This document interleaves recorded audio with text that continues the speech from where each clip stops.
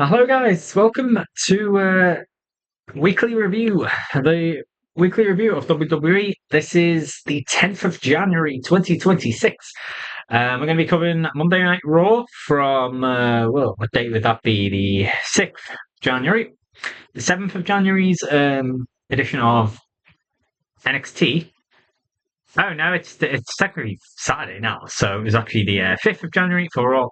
6th of January was New Year's Evil, special bumper edition of NXT. And then the 9th of January, SmackDown, Friday Night SmackDown. I'll say this straight away. I just started doing this basically this year, doing these reviews, and I don't know if I'll review every show or whatever. I said this last week. I did more a detailed play-by-play full review of SmackDown, which lasted a couple of hours. That was like segment by segment, really go into not hugely in depth into matches, but did more like cover of what spots I like, this and that. Just I'll touch on here. But I was on and about what kind of format to do this. I thought it'd be maybe not sustainable to do like full review of each show because there are 3 shows a week. It's a lot. But then as soon as I said that, and I decided to do that, by the time like Monday came round, Raw had been and gone, and Tuesday came round, and NXT had been and gone, I thought, oh well, I did have the time, and I was getting a desire to do that for each of those shows. But by that point, I figured there's no point doing like a joint Raw and NXT review and not a SmackDown. So there's going to be no promises. I mean, there'll be two kinds of review where I do one where I just talk about the main flashpoints of the show, the main talking points we'll cover, my opinions on them, which is basically going to be the format tonight. I'm not going to go fucking too detailed on each show because there's 3 of them. I'll be here all night. And it is already 1:15 a.m. But yeah, it's either that or I'll do kind of these brief recaps. Maybe I'll do some weeks where I do just review all 3 of them as a block. Maybe sometimes I will just watch Raw and get the desire. Yeah, I do want to make that video now. Give my thoughts on it right now. This week, man, I said this in my 2025 review, and then again decided to last week. Yeah, kind of took the piss, and a lot of the IWC, a lot of just wrestling commentary nowadays is focused on and taking the piss out of the fact that Triple H so often comes out and says, "It's a new era for WWE." Last year, he said it so much. In the last 4 years alone, we've had about 10 different new eras. I was kind of laughing at the fact that the one fucking time in the last year, probably, where it really would have made sense to say it is over this last week, and he's not. Because while I'm going to be pretty scathing in some parts of my review for this week's actual shows, put it this way, I'd say we had one really bad show, one really good show, and one that was neither good nor bad. It was a bit of both. So, work out which ones are which. I think it'll become apparent pretty early on, but I do appreciate that this week had a lot of talking points. And I think the general summary of this week overall is that they are trying different things. There has been a real reset. There's a lot of talent coming up from NXT. We'll talk about that. There's a lot of talent rumored to come up from NXT. We'll talk about that. And it's just a case of where they will end up. And there's been a lot of title changes this week. There was a huge amount of title matches. Still a bit sniffy, as it was last week. Not quite as bad, but yeah. Apologies if I'm sniffling throughout this. It's been very cold in Europe. To may explain tonight's dog shit crowd. We'll get to that when it comes. Speaking of dog shit crowds, the week began with Monday Night Raw, of course, from Brooklyn, New York. And, well, this is going to be a bit of probably a long segue around here. I said in my 2025 review, first wrestling review I did in this channel, a lot of time passed between me actually watching the product week in, week out, and returning to do that. I'm talking like 2 decades. I really went where I wasn't watching it every minute. I'm there, like I'm making sure I'm there. So I grew up watching the Attitude Era and the Ruthless Aggression Era. My God, man, like it was the case pretty soon after where the crowds just went downhill. The PG era brought more family crowds in, and the Attitude Era, the Ruthless Aggression Era, it really they shifted from the family entertainment side. It's the best thing they could have done, by the way. They read the room. They knew what the culture was at the time. The late 90s, that's the era of American Pie, Attitude, MTV, and the 90s was Bart Simpson and South Park, and it really was like fuck the man kind of era. And the demographic they went after were college students who were ideal really for making, he's 18 to 30-year-old males. They do tend to make the best crowds in sports. It's just a fact. Just go there and they're more likely to get pissed. They're more likely to go as a group, as a frat kind of group session where if one's loud, they're all going to be loud pretty much. They're going to be stood up and have the energy for a crowd all night. And man, both Raw and SmackDown this week, I want to say right in the off, the crowds helped make them underwhelming shows.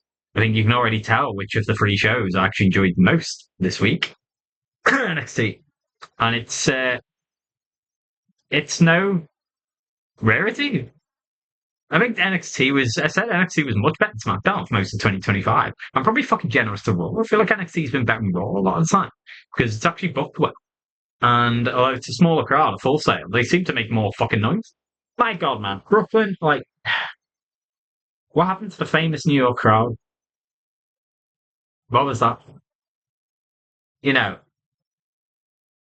typically when I think of America as like the crowds that you expect to be good, you think of I guess is it fair to say they're more like gritty, working class, kind of rough around the edges areas? And I mean, no disrespect by that at all. I'm from a very similar place in England. I'm from just outside of Liverpool, which is the exact same. It's kind of like a northern city. It's kind of like it feels like its own. It's renowned for its atmosphere. Um, and New York typically is like that. Typically, there are good crowds. I would say the same about Chicago, for example, or anywhere in Boston, anywhere in say Pennsylvania, Philadelphia, Pittsburgh. I'm sure they're normally crowds I would expect to be good. Same with Detroit. I guess Chicago and Detroit and Midwest, but you get what I mean. Those kind of like big US cities that are more towards the northern end of the country. They tend to be the better crowds. But yeah, not on Friday and Monday. And the reason why I talk about it so much here is I think it was relevant because it helped drag the show down and just make it feel so lifeless. And it's a shame because this was their big bumper. Um, Strange Things collapse. Heard about that? They've done a lot of collabs in the past. I mean, the most recent one I think they did was with Wednesday. Any other show that is big and viral on Netflix, and you probably can't get any bigger or more viral over the last year than those two, Wednesday and Strange Things. They did a collab like that, and it's a collab. What I expected them to do was just like with Wednesday, just have some of the crowd ringside, like about five, six of them. I think last time, like Emma Myers and Louise Guzman was there, for example. There's no Jenna Ortega. Let me she cared. And who could blame her? Yeah, they didn't even have any Stranger Things cast there this time. It's kind of wild. But what I do appreciate, fair enough, is they kind of went hard in on it. They did put a lot of effort into like the set. There was the intro with it's kind of like filmed like it's in the upside down outside the arena, and then they go in and there's vines on the side. There's vines on the side of the advertising boards. There are some sets there, like is it who is commentating? Is it Graves and Michael Cole? And they come out of like some set, like the van. They had I forget the radio station name, but it's like WSQD or whatever the fuck. They had a set like that. They had another set with a demagogue in there at one point. And also, I thought this was really cool to be fair. Between a lot of these segments, like the breakdown of the show, it's kind of like wrestling is a show. If you think of it as like act one, act two, act three, they did a similar thing to how Strange Things did the intro to their episodes in any series, where it would be like the cutaway and the big red lettering on the black background of say chapter two, whatever the fuck. I think like one example it's like chapter two, the one who remains, and then it cuts to Gunter, who of course retired John Cena.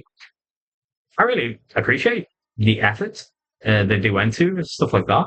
It almost makes you wonder why the fuck they don't put that kind of effort into the actual like show half the time.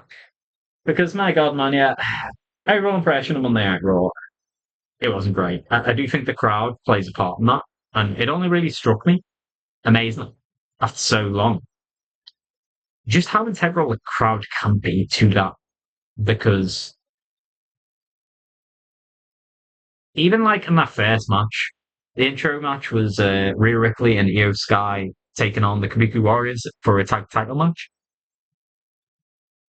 You know, you have.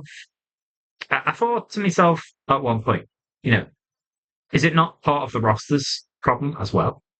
I think it's a bit of both. You know, that you could look at the crowd defense and say, oh, if the show's better, they'll have more to chant about. So it's give and take. They help each other, they elevate each other, they drag each other down at times. And I think that is what this did. Because I don't think the show is as bad as the crowd reaction merited, but that just contributed towards the show just feeling a little bit lifeless. It wasn't a bad episode of Monday Night Raw, but considering it was made up, just like last year's Netflix debut, it was built up as like this big bumper show because this was the anniversary show. Year of the WWE on Netflix. And there were three title matches on. And there was another singles match, which was involving big names. It just flattered to deceive. Began with, it began well enough. I mean, Io and Rhea come out to Rhea's music. They just said, fuck your entrance here. She's ashamed because their music's a banger. Yeah, Rhea gets the bigger reactions, and the crowd were big for this, to be fair, as expected. Kabuki Warriors come out. They have a pretty solid match. I thought this was a good match. But as I said, the crowd, although they were fire at the start, were really quiet at times, to the point where I felt like I could hear a pin drop. And this is where I'm not going to be in defense of them so much. What fucking more do you want? You have Rhea Ripley, Asuka, Io Sky, all multiple time world champions. Kairi Sane is a very beloved veteran as well. And the match was good. It just wasn't quite getting the reactions that I'd hoped for. It certainly wasn't a better match than what they had in Perth, a Crown Jewel. And I'm kind of done with this rivalry now. I know a lot of people were saying, oh, they want Io and Asuka or something like that in future Mania. To be kind of cool. I would, if they were ever going to do that, I'd sooner just put Kyrie in as well, make a triple threat. I think this is, I wouldn't say they're done, I guess, because they're still in the tag division together. It's run about 3 months now. It's kind of run the course. I enjoyed the match. Thought it was good. I thought they all put in good work, especially Kyrie. I like some of the heel tactics where it's kind of more like just annoy the opponent. She's been doing that a lot recently. She did it with Alexa. She did it with Rhea the other day. She's kind of slapping her ass, looking like basically taunting her. Io, tremendous as usual, comes in. At one point, she did a double missile drop kick and did a flip after she does an emote. And yeah, it's just like poetry motion. You know, you're watching one of the greats.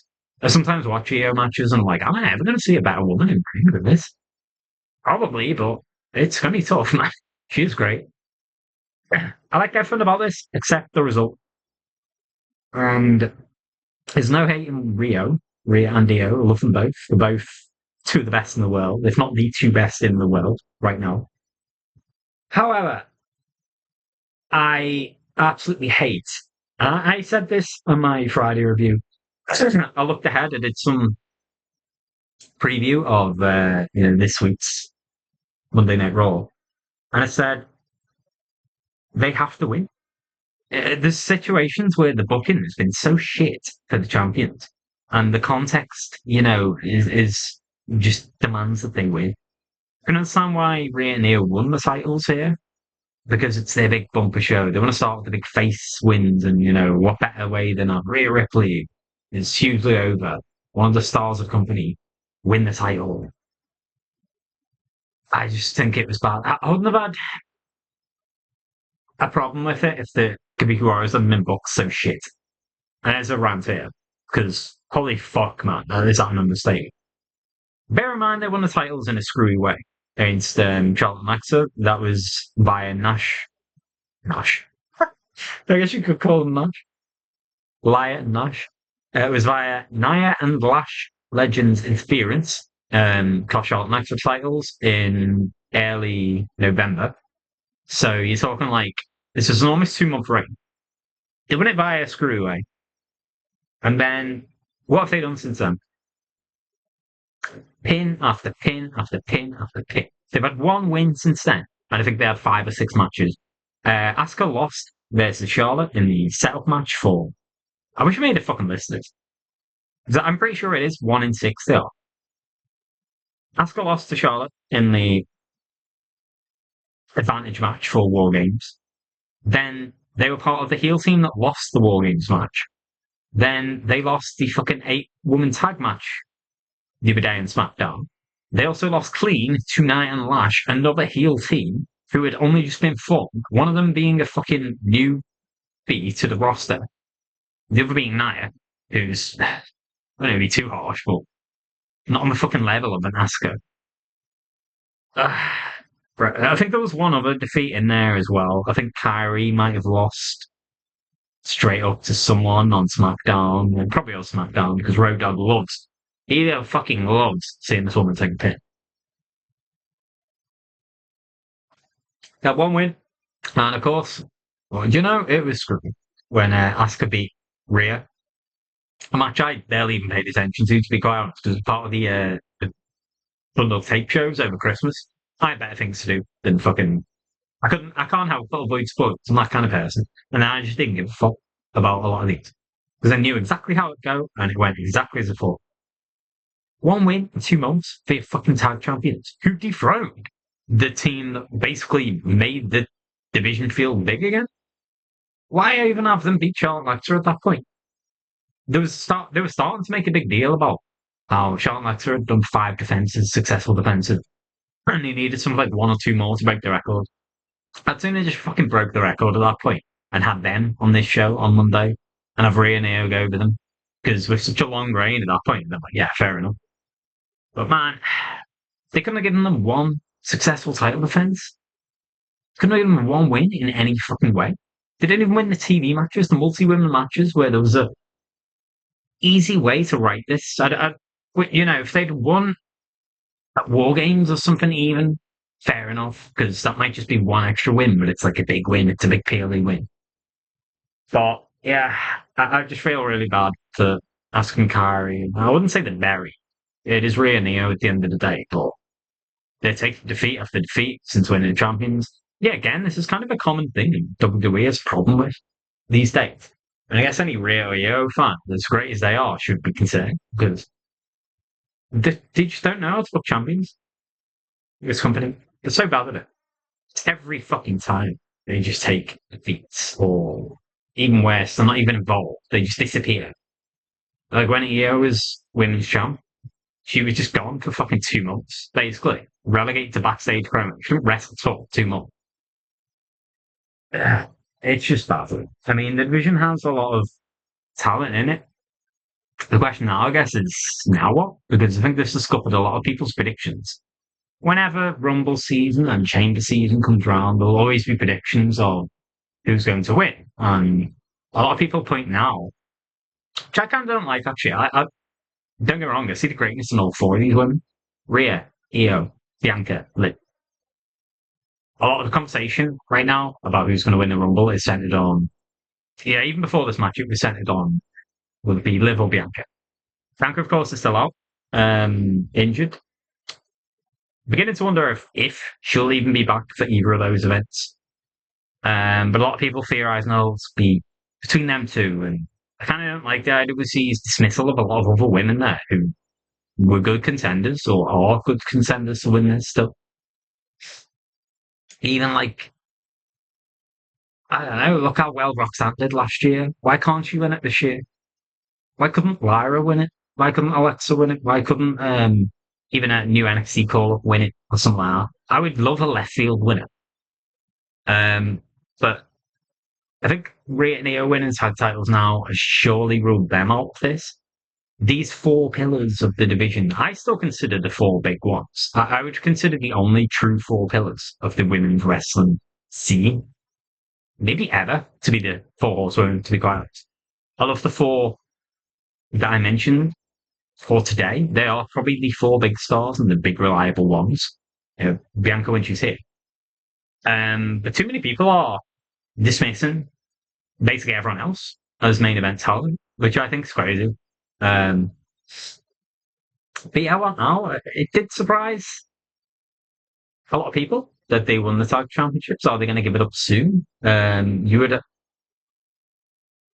have to, you could easily be forgiven for assuming that they would really showcase Rhea and Io in big singles matches at WrestleMania. It could still happen, you never know. One of them might turn on the other or something.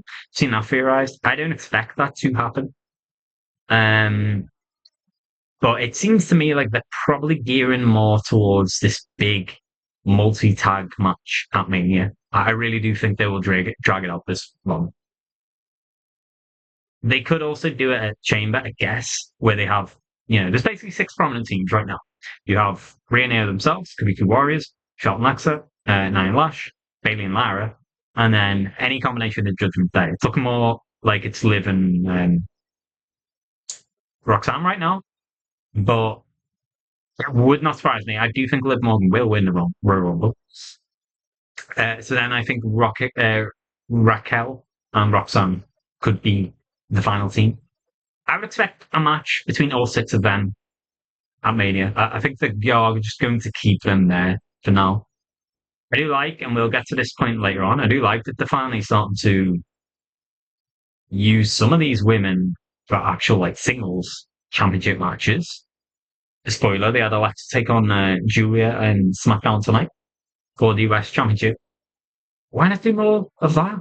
You don't have to just lock them away because it's hitting the singles champs. I've ranted about that recently, but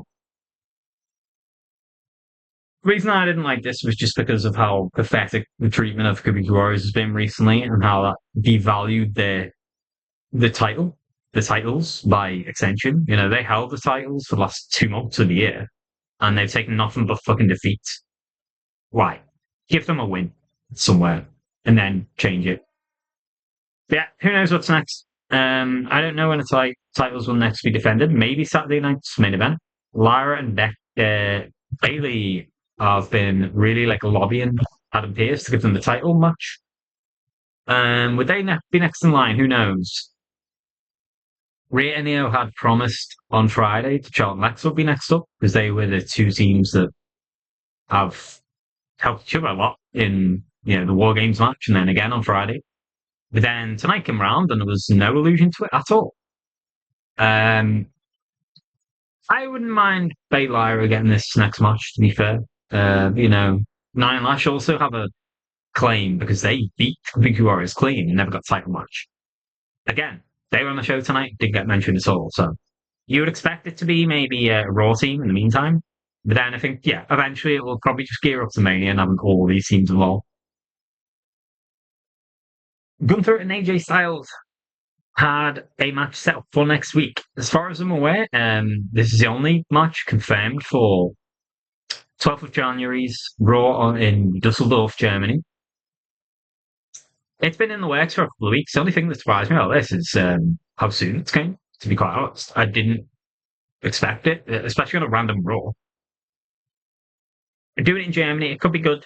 The German crowd tonight for SmackDown was pretty fucking bad, but I will give one reason for them that I've read later on. We'll discuss that, which may have had an impact as to why the crowd was bad.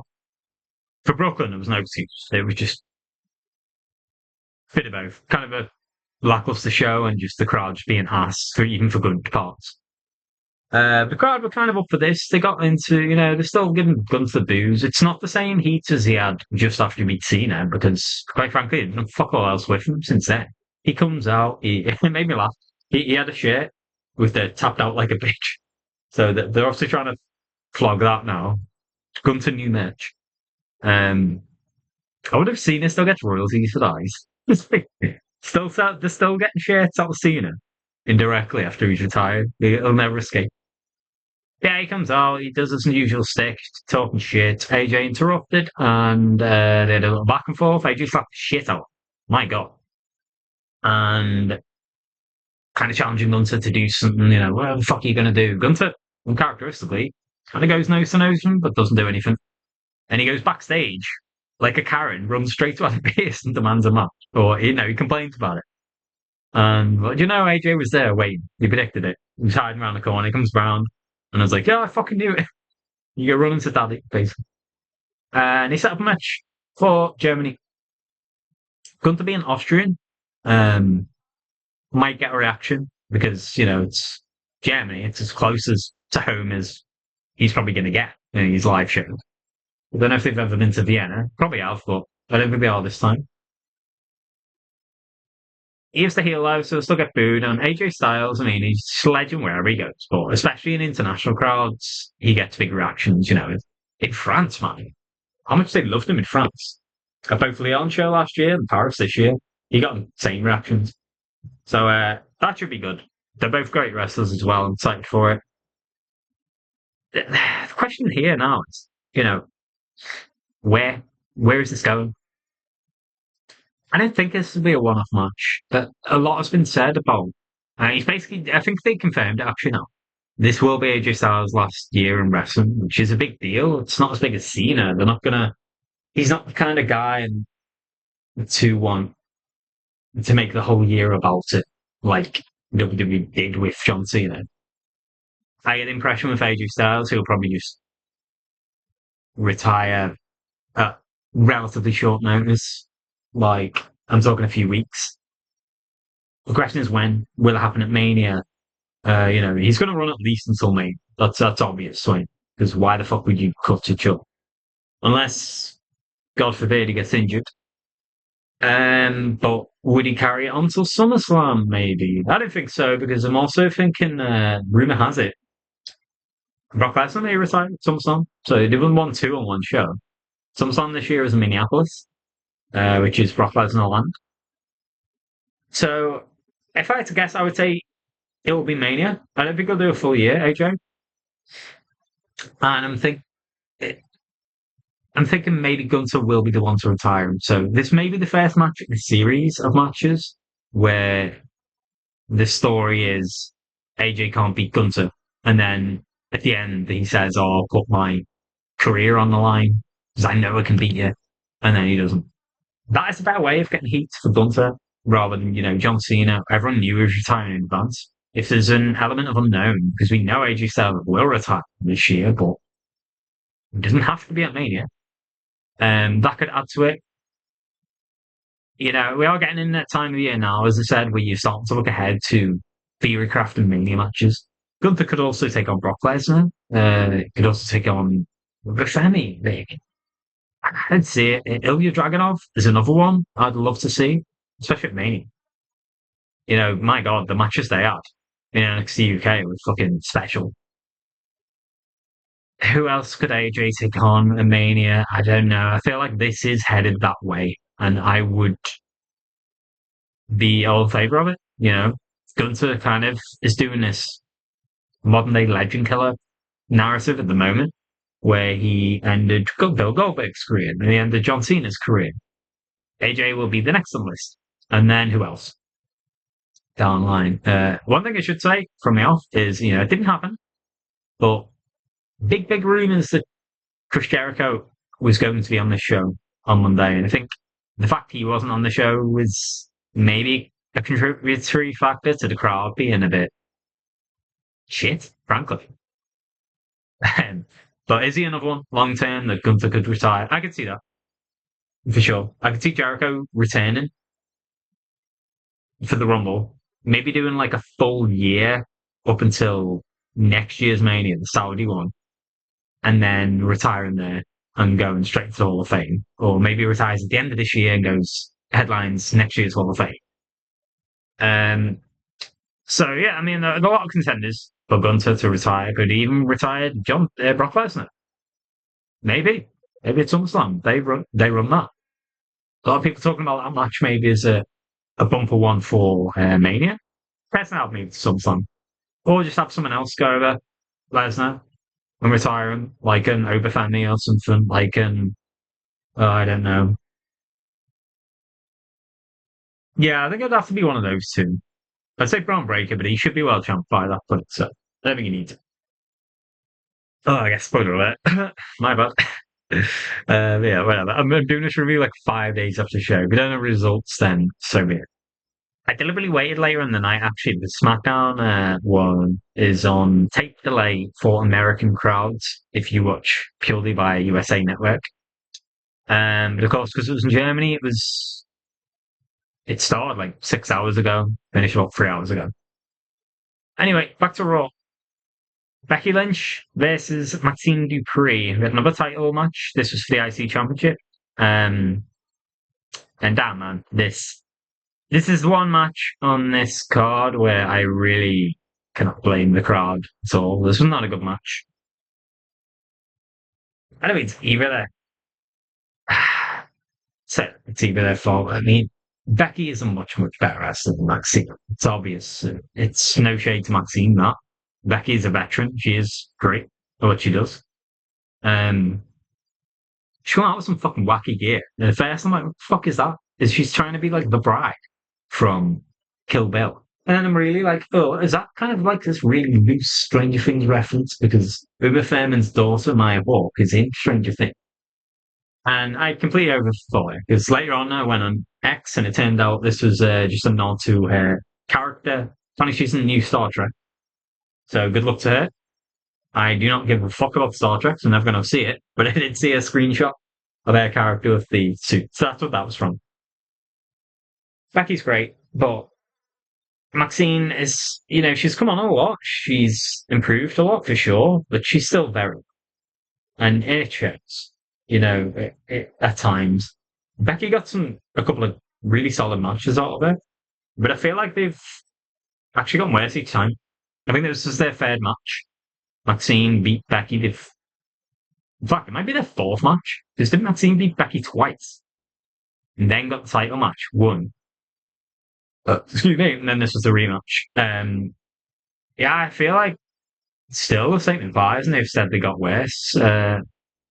Maxine got married last week, I think, IRL. So, maybe she's just fatigued or something, or I don't know. Her head just wasn't fully in it. But whilst I wouldn't say it was like awful, it was just slow. It was ponderous. It was very. We're gonna fuck around. Then they did the move. It was very not fluid at all. Very stilted. The crowd didn't really give a fuck much. The one thing I'll say about this match, as opposed to the other one, it's very much a polar opposite to the tag match, where I thought the tag match was very good. Well, it was good. I wouldn't say very good. It was good. But it had the bad result. This match was awful, but it had the right result. He had to get the title back. I don't blame them for putting the title on Maxine. It was good to see. Gave her a bit of a moment, elevated her stock. But at the end of the day, here begins Mania season, really, as an overarching picture. If you break the year down into like quarters, you know what I mean? It's like January to Mania, and then the Mania period to SummerSlam, and then the SummerSlam period to the end of the year, concluding 5 series. Well, I think this is just setting up for AJ versus Becky. I would have to imagine. Maxine, in the meantime, can go do other stuff. I think Ivy and I will still beefing with her. I guess she can do that. And then just have her in programs with someone else. I don't know, someone like a Nikki Bella would maybe be good matchup for her. As like another veteran who can kind of guide her through the finer parts. Not that Nikki's anywhere near as good a wrestler as Becky, not even a single league. Fuck, I would say there's probably a bigger gap between Becky and Nikki than there is between Nikki and Maxine. But yeah, I don't know. Something like that could be future. It was sloppy though. The ending as well, I thought was fucking dumb. I did not like the way this was produced. A few spots in the previous matches that were really good, I think, were when it was kind of Kurt Angle-esque, which I guess is the goal of American made, the stable Maxine came from. Becky has her up in certain positions and then she kind of wriggles free and then, all of a sudden Becky's on the floor and Maxine's got the ankle. Even those kind of spots didn't look great in this match. And it was the same again. Headed into the end. She repeatedly got her in the ankle lock. Becky's fighting out and yada yada yada. Anyway, about the third or fourth time this happens, Becky crawls over to the ropes, grabs them, and then uses the ropes as leverage to kind of push herself up and then lean back across Maxine. But basically, it's happening. Maxine's dead, flat on her back on the floor, has the ankle in, locked in.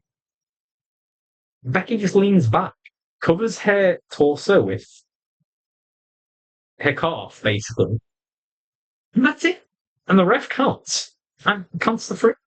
There's nothing covering Maxine's shoulders at all. She just lay there, holding the ankle, and then looks like an absolute fucking idiot. Looks like an absolute dickhead.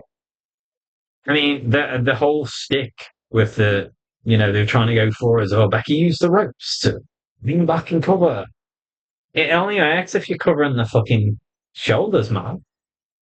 It's not like, I know, maybe they're trying to play Maxine's that focused on trying to, like, tap her or break her ankle, basically. But the ref counts right next to her. You couldn't hear. Could have just got up. There was literally nothing stopping her getting her shoulders up.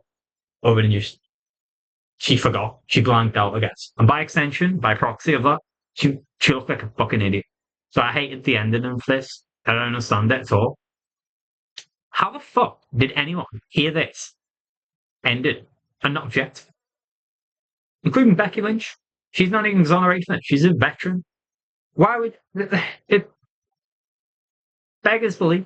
Unless something else was in their mind and it just didn't play off right. I don't know. This was just bad. Not a great match. Let's move on from it. Right person won. I'm excited to see where Becky goes after that. Maxine came out with this whole feud in a much better place than she was before it. I'd like to see more of it. I imagine she may be gone for a little while. She's probably gone away on a honeymoon now, so good luck to her. Congratulations to her and her husband. Or wife, I don't even know. She got married. Could be a wife. Yeah, good luck to them. And onwards and upwards for Maxine and Becky. Hope. A big thing I ranted about as well as the fucking crowds. When I'm just starting these videos, these reviews, which I'll probably go for as long as I'm still watching wrestling, sometimes it tests me, man, because the shows aren't always good. They're not even always average.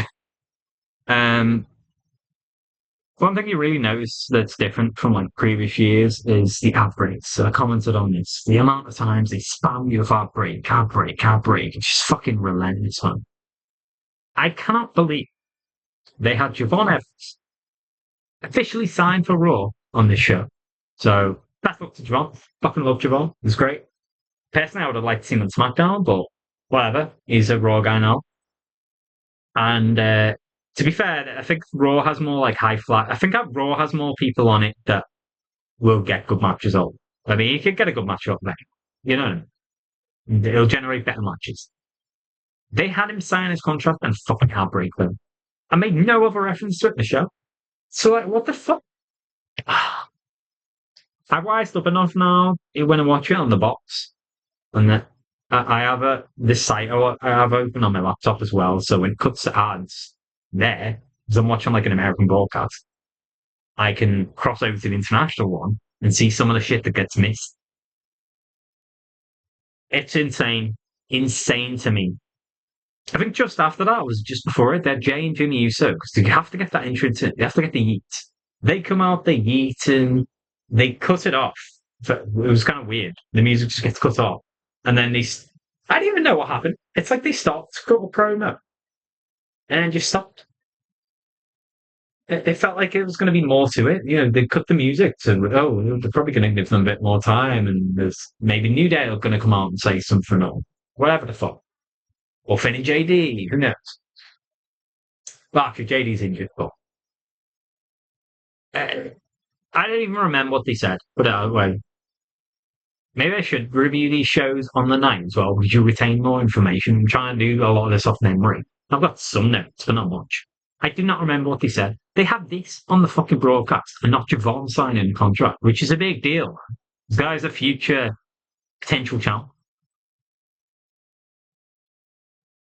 Pissed me off. Pissed me the fuck off. They at least put some stuff up online, I think, and then social medias and what have you. But this was just dumb. It was so dumb.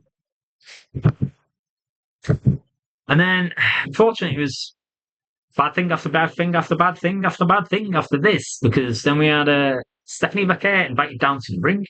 And this segment was not bad, but why this is bad is Stephanie McKay is effectively written off TV for a short while. Um, Raquel interrupted after Steph's interview. And this is more like what we should see from Raquel, I think. They've done some beatdowns on Vaquer recently, and they're trying to really get her over as a face champ. It's not quite hitting at the moment, this reign. It really isn't. And I like Raquel. It's better than having Nikki Bella involved in. Fan Fuck seems to have been written out of this storyline now. They're just going to have Steph and Raquel. Will this happen at Saturday night's main event or the Rumble itself? Maybe. I think they were gearing up for that. I don't know how severe this injury could be. But I'll say in a minute it looked pretty bad. Hopefully she's back in time for that and they do that. And then, as I said, if Liv wins the Rumble, then I think they'll pivot that way. And you can maybe do some tension between Liv and Raquel.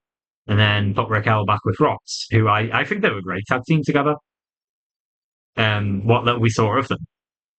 They still made like 3 title defenses and numerous other matches. I think that's the direction we're going. Yeah, this is more what it should be. It felt a little more brutal. It felt a little more dangerous. And like she really did. It was a prolonged assault. Beat her up, beat on her in a ring. People are trying to carry Vaquer back. She beat on her backstage. She stamped on this cast that Stephanie had on her ankle. And picked her up and like fucking threw her like a dart, like she did to Nikki Bella the other week to the ring post. Threw her like a dart into something backstage. And it's like, Pendeca. WWE, man, they overdo this shit now. It's like such a crap you'd hear like an 11-year-old Tivera. Someone who just knows enough Spanish to know to swear. Oh, they said a curse word, but it's in Spanish, so it's okay. It has less effect when you do it every fucking week. It's all the time, man. Penta will come out and say shit like this. Ray will come out and say shit like this. Dom will come out and say shit. Less so day, Dom, I think. Oh, I will segue just very, very quickly to say that as well as Stephanie Vaquer, fortunately, I don't know if this happened last week, and I mentioned it on Friday thing, or if it happened this week, but Dom is out for an indefinite amount of time injured. Hope he's back soon. Love Dom. He's great. And, the IC title scene has a lot of good people in it that I enjoy. One new one could be Javon. I think it's still a bit soon for him, but man, like what a match that will be when that happens. Javon versus Dom. I'm signing up, man. I'm all for that. So Stephanie Vaquer gets what looks like written off TV. I don't see her appear in the next couple of weeks. It was only tonight that I saw a photograph she'd released on Instagram. I only became aware of it via some. I browse X quite a lot. It's mostly like wrestling feed now because that's what I'm interacting with the most at the moment. She did a post on Instagram and it looked fucked up. It looked really heavily bruised her ankle. So yeah, I don't see her competing for the next couple of weeks at least. I don't think they'll rush it back. who knows what the long term plan is with her? Is she going to hold the belt until Mania?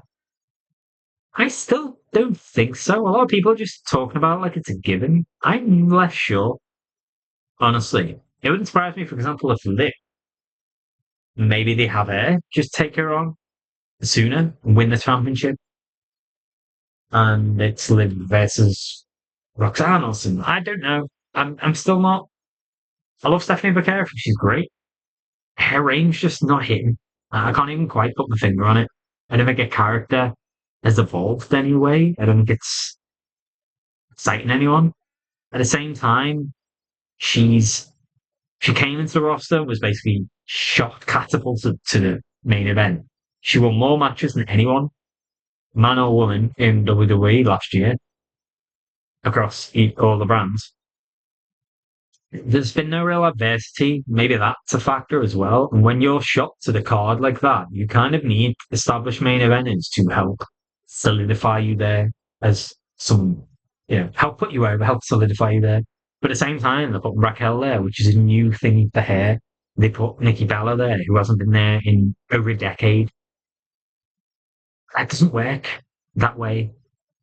So I don't know. Something's not quite there, but far from giving up on her. I think she's got a great future. She's got everything you need. Got to work on the promo stuff, of course, but she has a lot going on and going in her favour. Um, we'll see. We'll see where this goes. Just hopefully she's back soon. It's not too hurt. After this battle, Liv versus Lyra.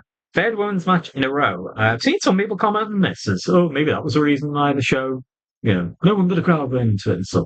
Same people who praised correctly so the Evolution show last year was one of the best shows in the fucking of 2025, if not the best. I don't think that was the problem per se. I think it's more like I don't know. I can't even put my finger on it because I heard so much about how this match wasn't great, wasn't this, wasn't that.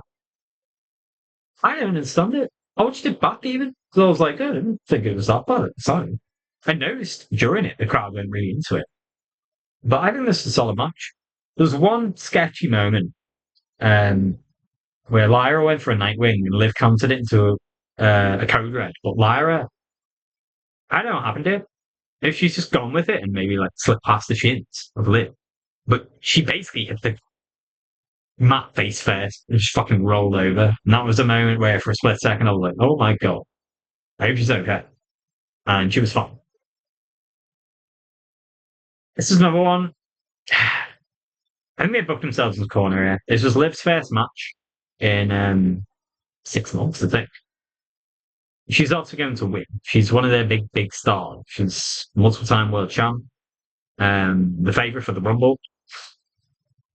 But Lyra, man, Lyra needs a win soon. Lyra has not won a match since October. This is something I did not know until after the show when I'm just reading various people's thoughts on the internet and seeing the general consensus of how people think the show went. Well, I completely disagree with their assessment of the match. Thought it was fine. Um, I agree with the concern here. Lyra had all this momentum coming out of the IC feud of Becky, where they produced a couple of banger matches. They had a really bad one to finish it, unfortunately, which was at SummerSlam. I'll segue again briefly here, actually, because 20th of January, they announced second season of WWE Unreal. I rewatched the first 3 episodes of the first series again a few days ago. I'm gonna watch the latter two as well before this, just as a refresher. I did watch all 5 when it first came out. I liked the show. I liked it. But yeah, one of the clips I think showed Lyra crying backstage. I think it was after SummerSlam because they had the zip ties. The whole plan they had kind of came apart because she accidentally came loose and then had to put him back on. So that had that match, I hate to criticize that match now, but it was a fact it just wasn't as good. Since then, I mean, she's a great wrestler. She's had banger matches, but No wins since October is pretty severe. God, I was complaining about the Kubica Warriors, and at least Asuka had one win. I guess they had two wins since October because they did win the championship of Charlotte Knights as well. They got to get this one some win soon. Maybe put her against Maxine, put her against Nikki Bella. I don't know. Put her against Ivy Nile. To get someone in, give this one a win. Lyra's great. Lyra, if booked correctly, I would buy as world champion this year at some point later on in the year. But right now, the current presentation they're doing, I don't think they're gearing up to that. The whole deal was as well when Becky won that SummerSlam match, was it? Lyra could never challenge again for the IC Championship as long as Becky's champ. So that's ruled out now as well. Did that did that get wiped when Becky lost the championship to Maxine? Is that maybe another reason why they did it? Because it was basically like a few week reign. Who knows? I would imagine it still stands. So get this woman some wins, man. Unfortunately, I feel like her and Bailey are probably going to be first on the chop and block for Rhea and Neo coming up soon on Raw. I honestly don't remember any other backstage segments in this one. I'm sure in this show, I'm sure there were. I guess there was another one at one point. It's kind of a bit weird. CM Punk's talking about how he's going to GTS everyone. He even threatened to do it to Jackie Redmond. I was like, damn man, what did Jackie do? You know, just asking questions. We get to go in the whole. He was serious. Punk's like really geared in here. He's really locked in. Punk versus Breaker main event. Again, this flat to deceive. Barring like the last 5 minutes or so, which did get exciting because I got the sense it could go either way. I was expecting Punk to retain. A lot of rumors abound right now that this is the Mania plan, that Breaker is going to get this big win there. I'll talk about something else later on, which could cover this. Um, a rumor doing the works, but yeah, CM Punk ended up winning this match. It was slow and ponderous for a while. Breaker largely dominated him at the start. I think at one point, one of the spots that kind of looks scary, honestly.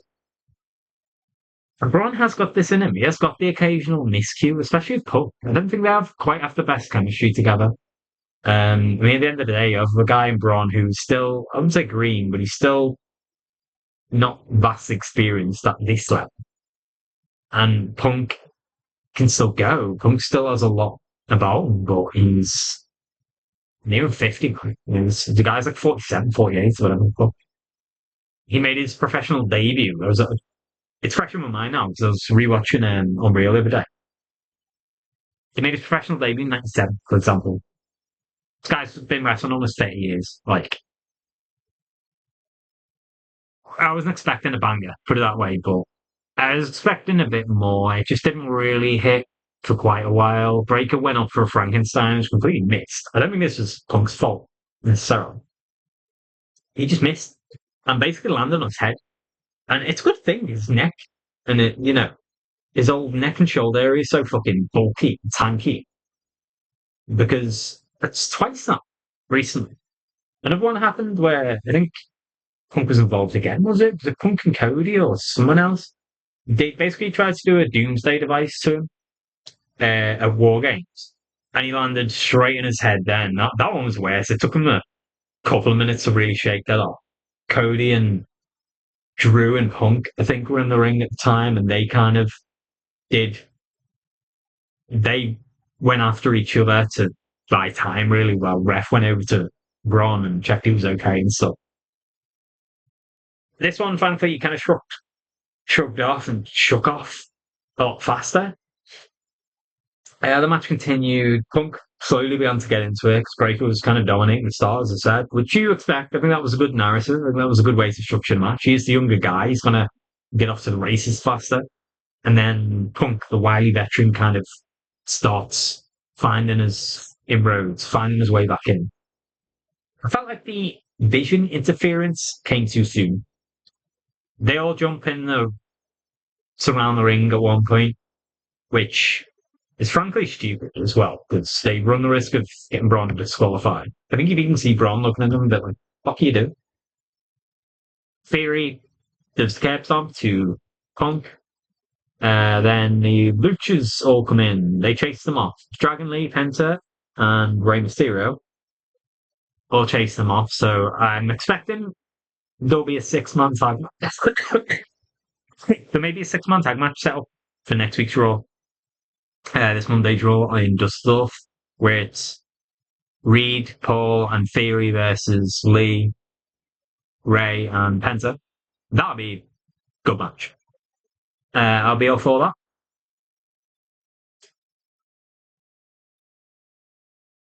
It went to the outside, another kind of dodgy spot at one point. Punk went for like a suicide dive through the middle rope.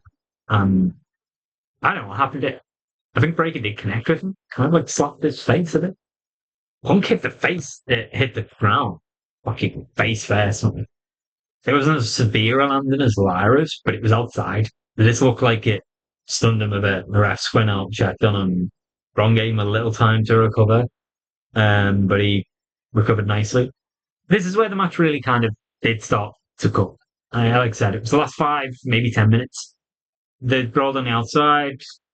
Punk gets Gunther on the table, ends up going through.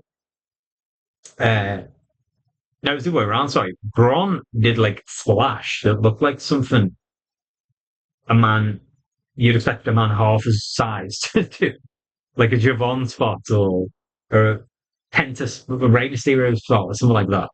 He covered some distance, man. Just cleaned him out through the table, threw him back in, and then they traded finishes. In the end, it was looking like Punk was fucked. He looks gassed. He's just standing there. He's dazed. Braun goes for his runs the rope spear. Punk puts a knee up. GTS. I don't remember if he did two. I think it was just one. Bam. 1, 2, 3, and Braun loses clean. Surprising for some people. I don't think so. I think this was fine. The result, that is, I think it was the right decision. If you're gonna crown Braun, and then you do it on a random fucking Raw, his first championship, it merits something bigger. However much they wanted you to think this was this big episode of Raw, no, it was just a fucking stylized standard version of standard edition of Raw. Um, it's kind of summed up the match. I don't like to shit on this match too much. I just think it was meh. It wasn't bad. It wasn't good. But the ref goes to give Punk the championship at the end when he's won it, and he fucking juggled it, dropped it, and I had to go up and pick it up, and he's like, oh. That kind of just made me laugh. It summed it up for me. Pretty underwhelming. A lot of people were maybe expecting Chris Jericho to come out there. I should say as well, during the Liv and Lyra match, the crowd was so dead for that. Surprised me because Liv's, I'm often told this huge star. She is. I love Liv. I'm not even detracting from her there, but why are the crowd not reacting for this shit, man? Like the fuck? At one point they were chatting YCJ, and there were a lot of references to Jericho throughout the show. Kyrie did a Walls of Jericho. Liv's Code Breaker. I mean, they're Code Red. She often does that, to be fair, but that got some chance. There was just some other examples where the commentator said certain things in the build up to the show. Adam Pearce was saying, who's going to break the walls down, for example. I think Wade Barrett at one point was talking about the learning tree. Oh, it was a Corey Graves said the words learning tree, which is obviously a Y2J reference. They knew they were just fucking with the crowd, I think. Or maybe that was their way of saying, yeah, calm down. He has signed officially now. But I expected him to debut the Rumble anyway. I think it's just perfectly set up. He comes out, massive pop, of course. He's a legend. I'm going to be so excited to see him. I've not seen anything of Jericho in years, honestly. I've heard he's a little washed now, but he's been away a long time. I'm sure he's been working out and stuff. I don't give a fuck. It's just Chris Jericho. Of all the legends that I came back to, and I love them all naturally. The guys who were still there when I was watching week in, week out during the Ruthless Aggression era, during the Attitude era, Of all of them, honestly, the one I love the most probably is Jericho. Even ahead of Cena, even ahead of Orton, even ahead of Lesnar, even ahead of Ray. It's Y2J. My God, man, this guy been wrestling for about 30 years. So I'm excited, really excited if he does join. I'm sure he's on his way. And then this will, as I said, probably lead into him ultimately retiring next year. So Y2J, excited for this. I hate that the crowd derailed some matches for this though. You know, Liv at one point when they were chanting Y2J, I think she was on the turnbuckle, stood up and did a crotch chop. Love that. That attitude. That's what makes Liv great. Yeah, Punk retained. Two of the championships changed hands. And when you say that, you'd think, this was an eventful show and stuff. But why did it just feel so dull? I can't quite put my finger on it. As I said, I think the crowd played a part in that. The show also played a part in having the crowd not react, I guess. I don't think there were that many backstage segments here of any intrigue. I don't think many storylines were progressed at all. I guess that is another thing as well. And we only got one match previewed for next week out of it all as well, which is good for this AJ. So I've given my best answers for it, but this show on the whole, Monday Night Raw, I don't think it was good. I think it was the weakest of the three shows this week. I would rate it 5, just mid. Not bad, but not good. Mid. NXT Tuesday, a Full Sail. Now, before this show, rumors. In fact, it was during Raw, I think. Was it Sean Ross Sapp or Fightful Select or I don't know a lot of these wrestling publications off the top of my head, but Bodyslam.net, there's another one.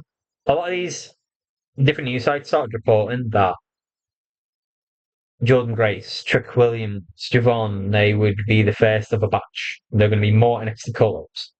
And the big news coming into this show was that Blake Monroe and Oba Femi are seriously considered, and they've been discussed a lot as possible NXT call-ups. Since then, JC Jane's name's coming out as well. For some reason, not Sol Ruka and Zarya, which is kind of baffling. They're not, you know, first on the list, really. They were on the Cena retirement show. So I'm not sure what's going on there. But the show began with the supposed Blake and Fia match. Of course, Blake lost the NXT North American Women's Championship inadvertently when Fia pinned her. I talked about this briefly in the 2025 review, I think, or maybe it was last week. I don't like to attribute blame. I'd say it's slightly more Fia covered her a bit too snug when the wind had been knocked out. Then she covered her arms on, pinned her arms and shoulder and stuff. But at the end of the day, shit happens. Whatever. They did a series of. That was the first of a series of like 3 tape shows they did, I think. So they tried to course correct afterwards and basically set up this match. Now, this whole episode of NXT, I think, and I'll say this here and now, like I said before, this was my favorite show of the week. I think this is a perfect example of why Shawn Michaels, in my opinion, is the best booker by a mile at WWE right now. He course corrected things at really short notice, and you can kind of see where things are going, you would imagine. And I think he got out from spot on. Fia's on her way to the ring. I think the plan, once she took the championship off Blake, was get it back off her onto Blake ASAP. So they did that tape thing, and then basically the next day, I think they did more tapings. They had Blake over the last couple of weeks shows. They'd done that and that one taping. They had them set up a match for tonight. This was their first live show in weeks since she lost the championship. So they were kind of locked into this. But clearly, in that 2 weeks or so between then, there have been discussions of WWE of should we just forget this? Her plan long term was probably run with the North American Women's Championship until So maybe even like stand and deliver, and then maybe they pivot to Izzy or Tatum or Lani or Lola, Jada, whoever. They pivot to someone. Maybe now in discussions they've come out since and just been like, oh, why wait? Fuck it. Let's just get her up. There've been some injuries in SmackDown. Vaquer's out now on Raw. There are some TV segment time there. You get her up and do it. For everything that unfolded in the show, you had the strong suspicion that is going to happen because Fear was on her way to the ring. Blake ran down, beat it on her backstage, beat it on her from behind. Backstage the week before, she was in Ava's office and Ava came up and Blake's kind of miserable. She's lost the plot. She's despondent. Blake's like, oh, you need the glamour to show up if you're going to win. Well, with the glamour comes the woman from hell as well. I think that was basically it. She went really hard on the beatdown, threw into a barricade, but it got the match called off basically. It was deemed unable to compete. They're still trying to kind of work out what's going on. Vic and Booker, I can all shocked. Like, oh shit, what's going on here? Ricky Saints then comes out. I love the fact that he just didn't give a fuck. He walked straight past and kind of looked across, like chuckled himself a bit, went in, did a promo. Um, but we'll get to that. So they get dragged off backstage. Later on in the night, I guess I'll recap everything that happened with these women from just now rather than like in sequential order. Blake's backstage, Ava's coming, walking, she's fuming because this match has just been thrown out the window. And she had to bring forward the Izzy vs. Tatum match because of this. She spots Blake backstage, basically removed her from the title match and banned her from the building. She dismissed her. Internet comments went in overdrive after that. As basically, oh, well, this is confirmation. If Blake's been ruled out of this, they haven't just put the belt straight back on her. She's going to the main roster. The reports are true. Well, now today, some things have come out. Well, no, there's nothing confirmed. She is. Just discussions happened. And then bodyslam.net, one of the publications came out and said they've been told that Blake is not going to the main roster. So who fucking knows, man? If that is the case, I'm praising Sean for his booking, but you've got to put yourself in his shoes as well. There's still discussions ongoing. He doesn't know whether he's got this fucking woman long term or not. But not surprised me if higher up said, do not put the belt on her for now while we're still thinking about it. Thinking what could she do? Where could she fit in the main roster and stuff? Who knows, man? There's been a lot of different reports over the last few days. One of them was that she was definitely going to the main roster and she's going to Raw, which my initial reaction was that is bad because SmackDown needs her more. Quite simply, Raw is a better roster than SmackDown. Then I stopped and thought, I'm going to segue it because this is fucking ridiculous. Check this. Stopped and was like, well, hang on. Would it make sense for her to go on SmackDown because they have so many heels? So then I took the time to. This is so ridiculous. I've not seen anyone do this. And when you actually take a step back and do it, it's so silly. I took the time to count the heel to face ratio in each show. So we have Raw, which is where if she does come up to the main roster, this is where she's rumored to go. Blake is a heel. They have 7 heels and 7 faces right now. 8 heels if you include Naomi. The heels are Becky, Liv, Raquel, Roxanne, Asuka, Kairi, and Nikki. And of course, I said Naomi's out, but I would not expect it back until like 2027. So forget about it for now. On the face side, they have Stephanie, Rhea, Io, Bailey, Lyra, Maxine, and AJ Lee, who is a part timer. So getting Blake on the show, it wouldn't disrupt the dynamic at all. But SmackDown, my God, I stopped and made this. Heels. Jade, Nia, Lash, Kiana, Julia, Chelsea, Alba, Zelina, Candice. 9 of them. There's fucking 9 of them. Face, Charlotte and Alexa. 2. Well, it was 2 at that point, and then I put in like brackets next to it.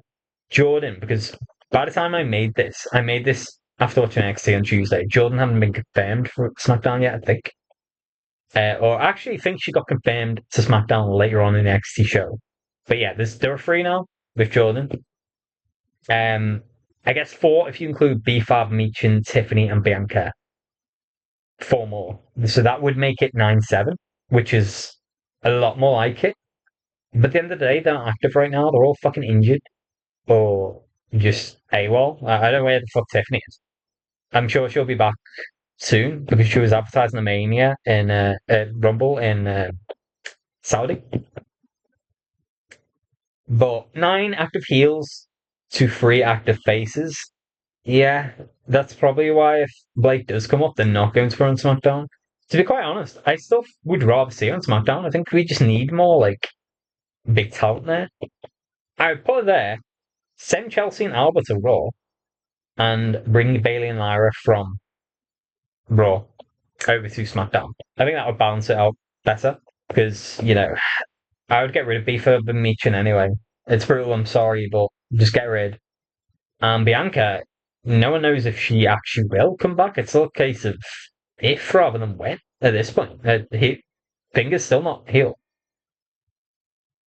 For the record, just to finish this, NXT heels JC Fallon, Laney, Kalani, Izzy, and Blake.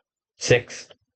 Face Tatum, Sol, Zarya, Thea, Lola, Jada, Kendall, Ren. Listed 9. Kendall and Ren, I guess, are more like evolved talent, but I counted them.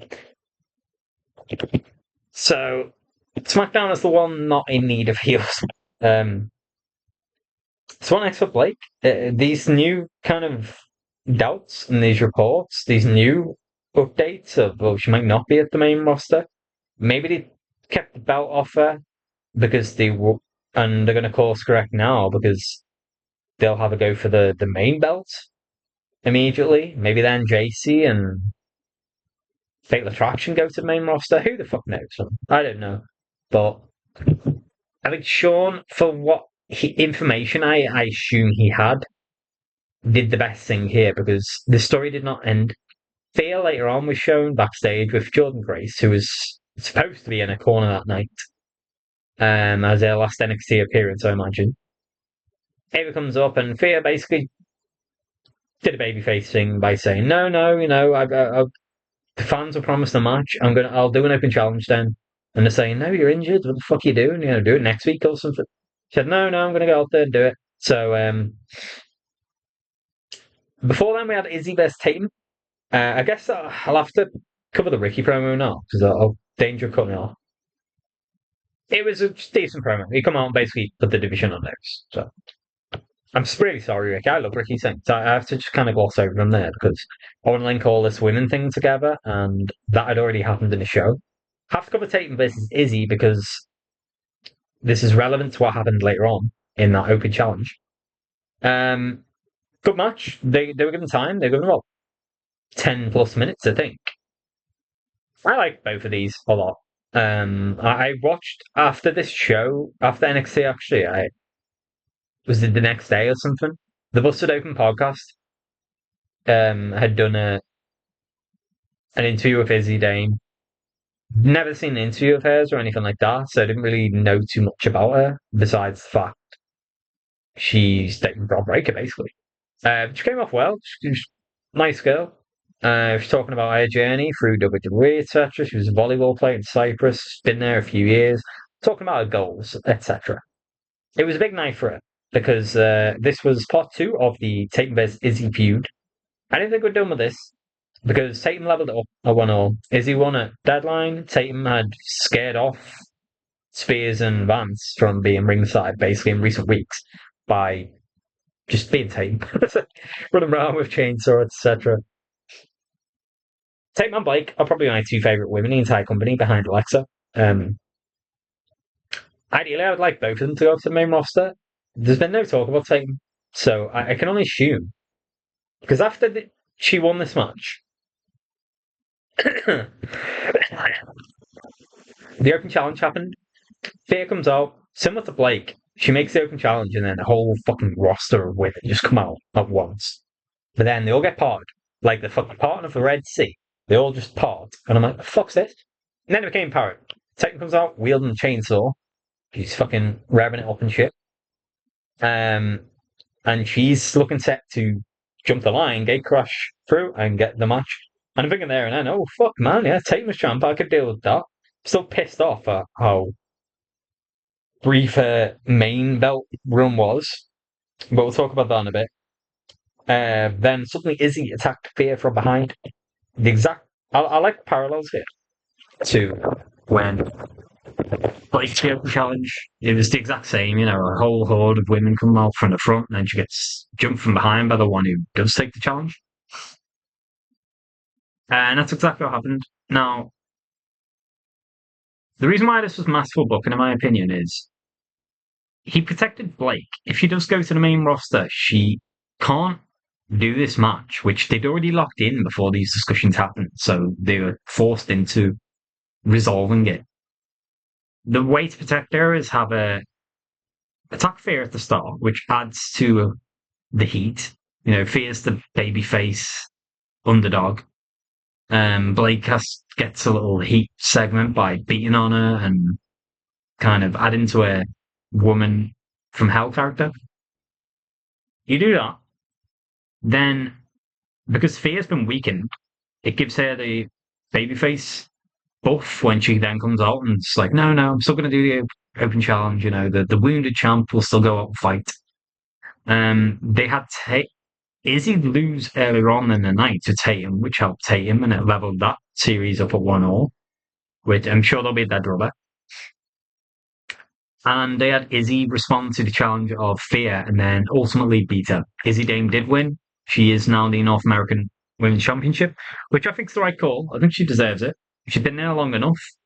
She has improved. Is she the final article? By all means, no. There's still a lot of work needs doing there.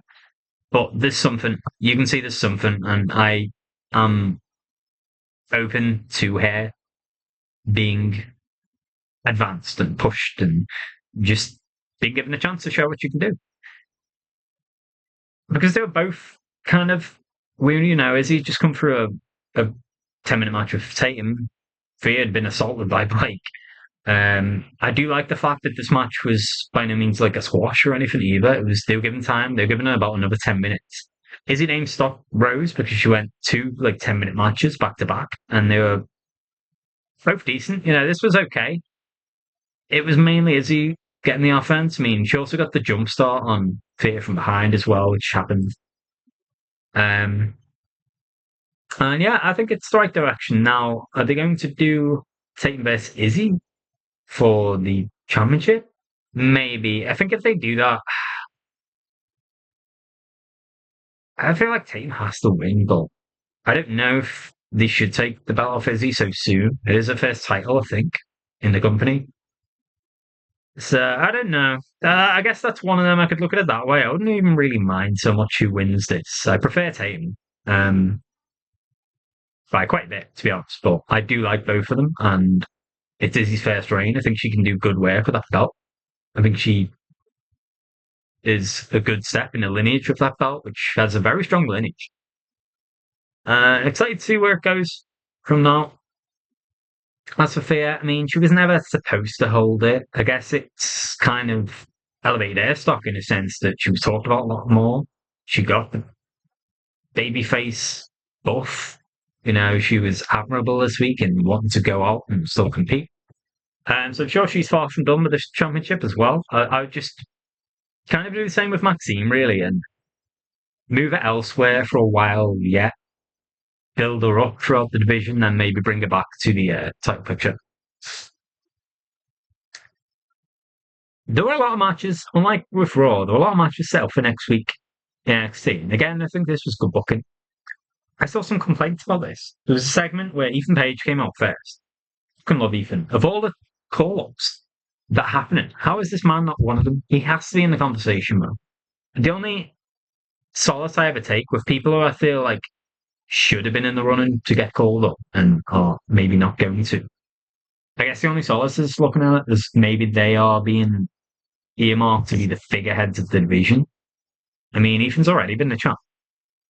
So, it's kind of frustrating that he's still a lawyer in there, but if they really do make him the man,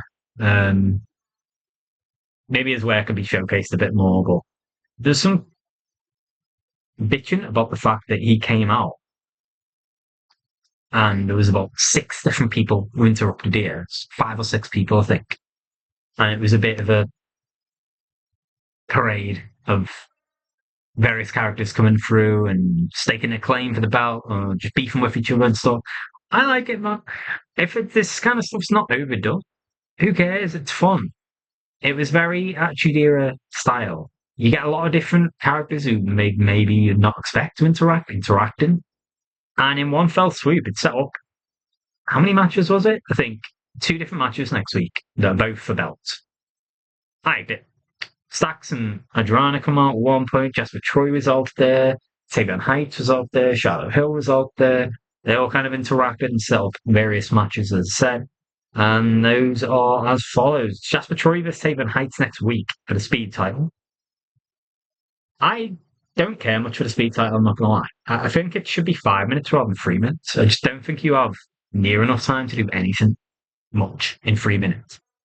5 minutes, okay, you can do a bit more. You can do some more near falls. You can maybe both get a finisher off sooner.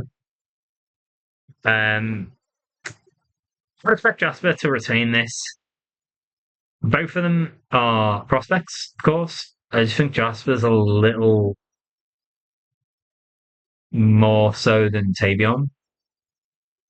And then we had Stacks vs Shiloh Hill. Shiloh Hill has only just recently made his debut. This is going to be for the TNA International title. So he's already got a match, and that's because he won an intergender match during the tape shows recently against Stacks and Adriana. Stacks is going to win this for sure. I think he's just in there as, the more veteran guy, kind of see what Charlo can do, guide him around, guide him through a match, get him showcased more. But yeah, they've got TNA championships on NXT guys before. I just cannot see them putting it on a guy who's like, it's fair match. Although I'm receptive to Shiloh Hill's character. It's so unique that I'm backing it, I'm keen to see it. I didn't see it. I didn't see it happening. Not a championship on him this soon. Obafemi, when you talk NXT call-ups, I expected once Oba lost the title to Ricky that he would be the next call-up, basically. And then, I think I said this in the 2025 review, when you had that gap, he basically disappeared for like a month or so. Then the Cena tournament was announced. And I'm like, oh, well, that's why he's been gone. To just kind of gear up for this tournament. They're going to bring him in. He's going to dominate up to the final, and he's going to have a fucking banger with Gunther. Beat Gunther, which is a huge deal. And then even bigger deal, he'll end John Cena's career. I thought that's where it was going to go. And then he came back. He returned. He took on Ricky Saints. He took him out. I think they were kind of, maybe I'm making a lot of assumptions here in Shawn Michaels' favor. I just feel like WWE would keep their options open here. It seems to me that once it was announced Cody Rhodes, they basically went up to him and said, you have one guy to take on Cody Rhodes. Your champion will do this. Who do you want in this spot? And he said, Oba.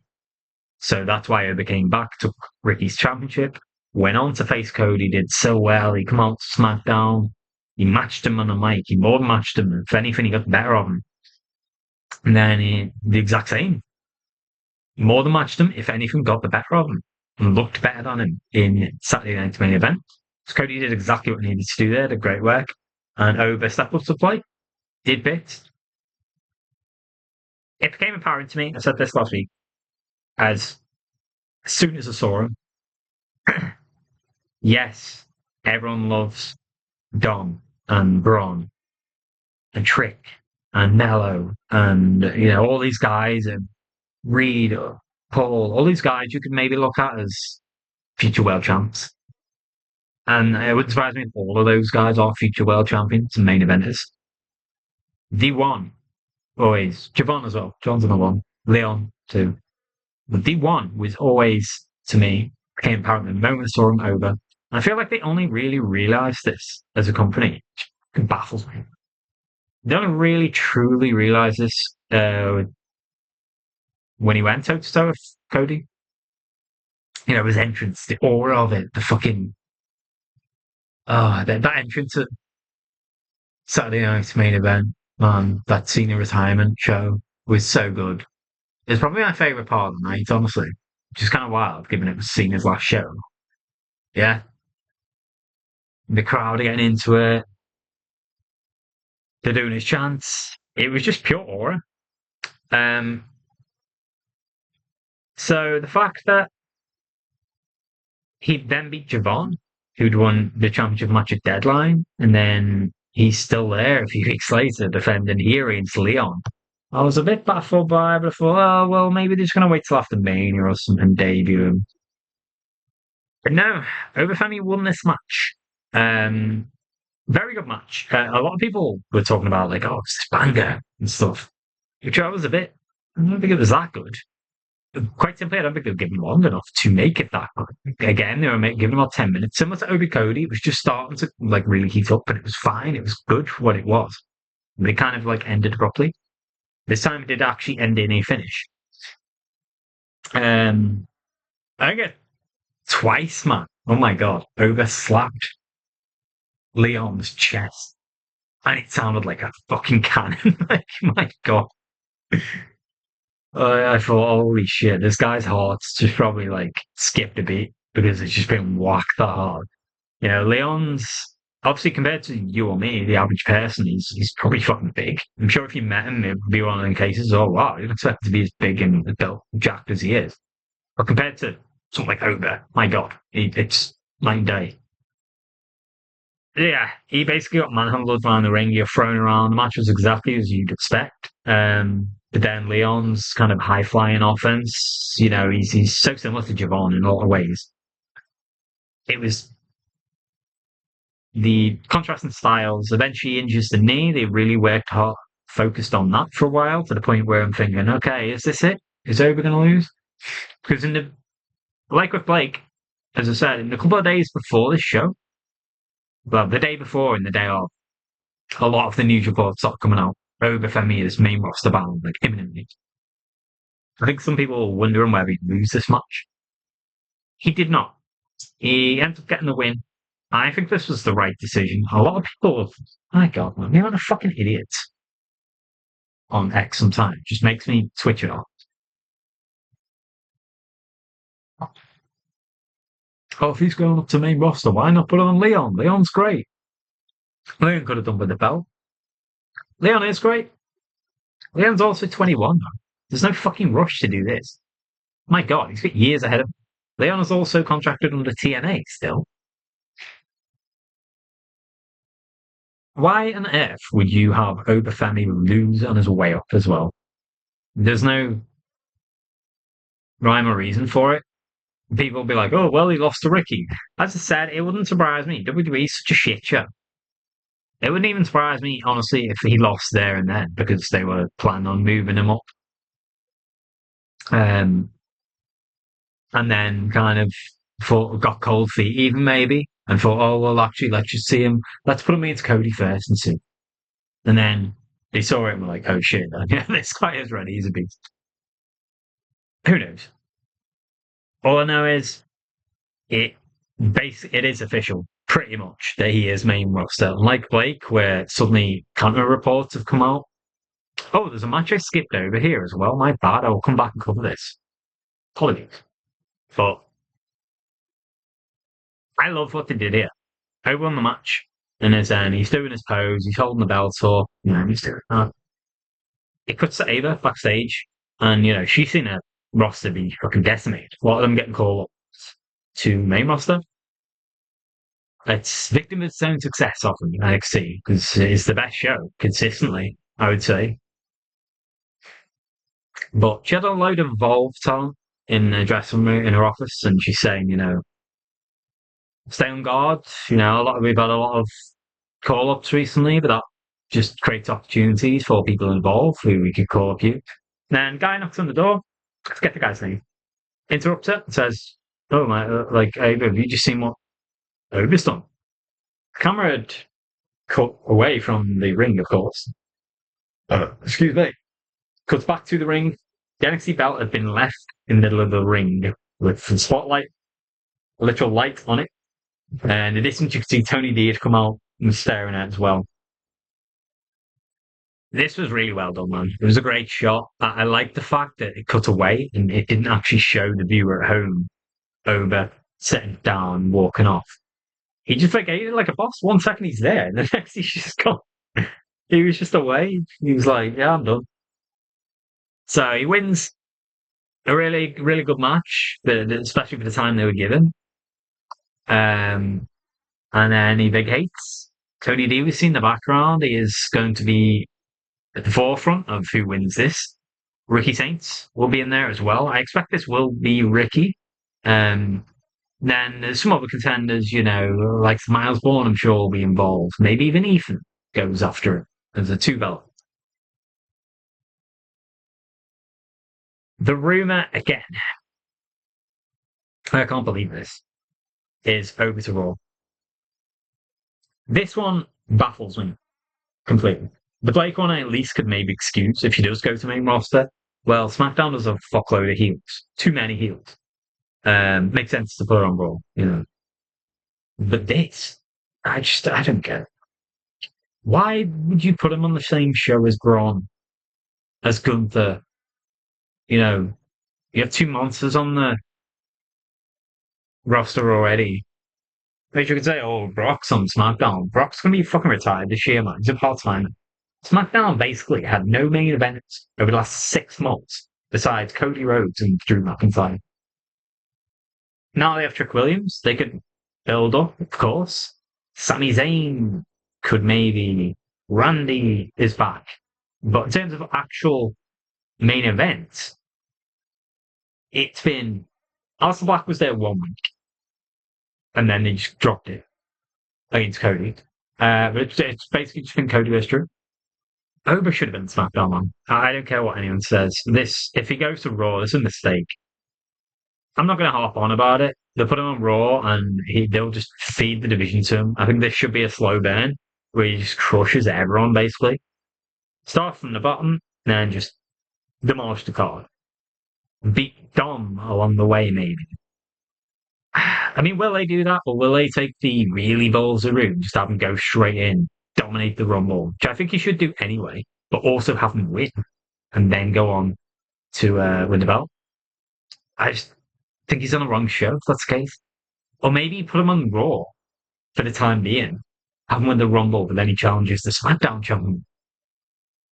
You could maybe do that. I think, especially after what I saw tonight, SmackDown, we'll get to that. I don't believe the reports. To be honest, I think he will end up on SmackDown, which is the right decision. Put him on Friday night, man. He went on there when he did when he confronted Cody. He had some interaction with Cody and Drew, so it makes more sense for him to be on there as well. But I just think as well, if you're going to look at like the two main players that the company gearing up for to be future the company, surely want them in different brands. You don't want to clash them. Braun versus Over is like a Mania super event one day, be it in 5 years' time, maybe, if it even takes that long. Like, eh, it's fucking. I guess Raw is a little short on faces, but you know, you could make Dom a face. Something like that. You could do that easily. The Judgment Days lasted for fucking years.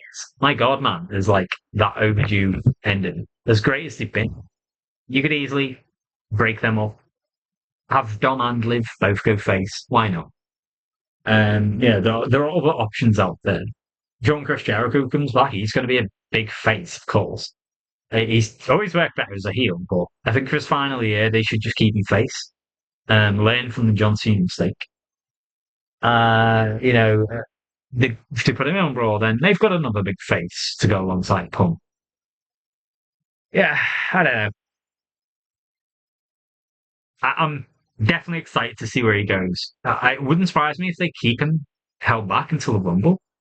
We just don't see him at all. And then, I mean, I guess if we never saw him at all till the Rumble and then he won it, that would be kind of cool as well. Where he's trying to kind of pick the champ and you don't know what brand he's going to be on. Uh, he's an outside bet. He's a dark horse. So I don't think he should win it though. I think it's Bronstein. But rumor has it, apparently it's going to be Roman. I think that rumor also gained veracity by what happened tonight. But again, we'll get to that. Before we round off NXT, which I think was a very good show, I completely skipped and missed, and my apologies to both of them. I missed the Women's Championship. This was a really good match. I knew it would be. JC and Kendall are both great in the ring. Kendall has just kind of, I wouldn't say been catapulted to attention. I think people in the know were aware of her for a while. I'm not going to pretend I watch Evolve. I don't. But I remember Blake endorsing her big time, which is odd for a heel. She was already a heel by that point, and she gassed her up twice, two separate times in NXT within a couple of weeks. She just randomly was like, "Oh, I hate you, you're all crap." Except Kendall, she's Miguel Oliver. Kendall going. Getting an endorsement from Ryan May was a big deal. So I knew, oh, there must be something about this Kendall Gray. Obviously solid. And then she started wrestling NXT, the odd match, and then they put her in Deadline. She did great. And then again, and yeah, man, like this girl's 24 years old. I think they said like it's insane how good she is already. She's already one of the best in-ring wrestlers in the company, which is WWE is the best women's division in the world. She could end up being like a generational star, similar to Oda. Honestly, she's that good. If she can develop a character some way, yeah, I don't think her character work and promo is really there yet to sell me on it. But at the end of the day, it's early days. I think the focus more is on her wrestling, which is just spectacular. Just keep that up. That being said, I do think this was the right result. I don't think she should have won this. There was rumors, as I said, about JC maybe going up and Fatal Attractions to roster. Raw hasn't had any women go up yet. I'm sure at least one is going to go up to Raw.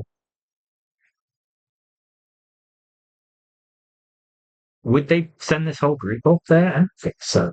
There's so many there already. It's like tag teams. You have Rio, you have any combo with the Judgment Day, you have Bailey and Lyra, you have the Kabuki Warriors. I mean, JC retained this, so for the time being, she's still there. I would not. Yeah, I think they deserve to go to the main roster. I would not say the same for Lainey. That's no hate on Lainey.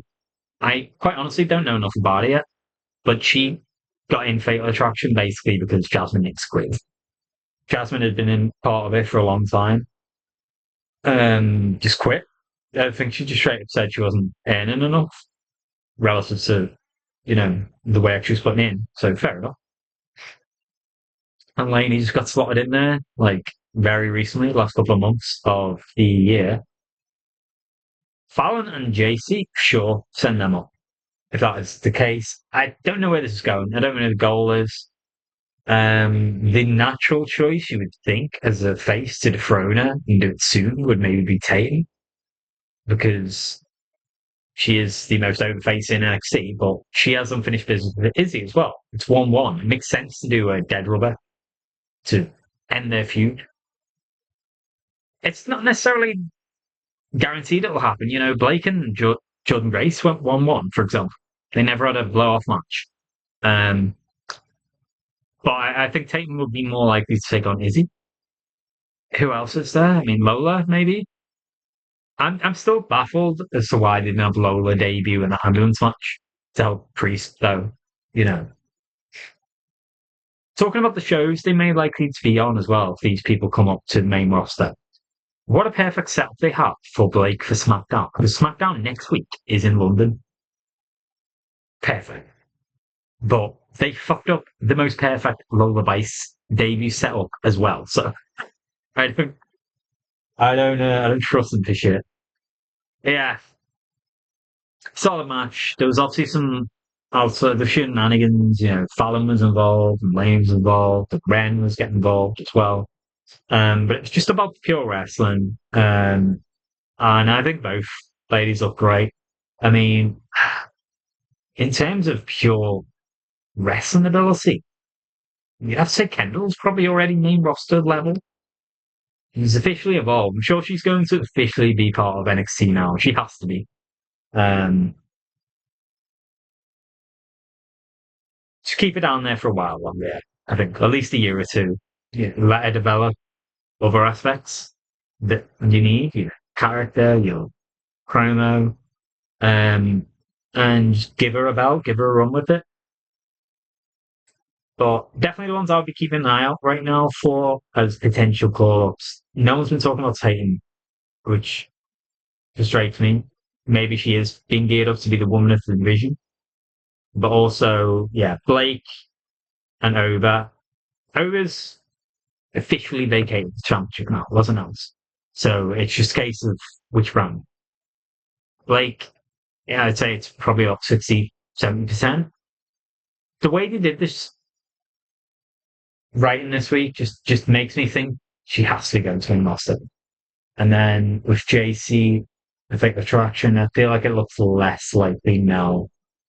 We get more women up, man. I mean, at the end of the day, all they've promoted recently is Lash and Jordan Grace, both SmackDown. You need more. NXT's women's roster is pretty deep. You can take more. As for the men, it's I say it's over Javon and Trick, who were the three biggest stars there, probably. They were the three guys in stand and deliver last year. But I still think it's in fine shape. I've seen a lot of memes saying, oh, like NXT's ghost town. I was like, bro, shut up. You still have people there. There's still Ricky there. Tony D's back. I think they need to have him fucking talk soon. I'm fed up with this shit. What is he, The Undertaker? He keeps saying no, and he's just staring. Or his music's going off, and there's just nothing. Like, why are you back? What is your goal? What is your agenda? You're eyeing up North American Championship at first. You attacked Ethan Page. Now he's eyeing up the NXT Championship. You know, what's going on? We need something soon. But except seeing back. And there are other people you can build up. You know, Leon. I'm sure he'll sign for WWE soon, whenever his contract's up. Don't know when that is. Yeah, I thought it was a solid episode of NXT. On to Friday night.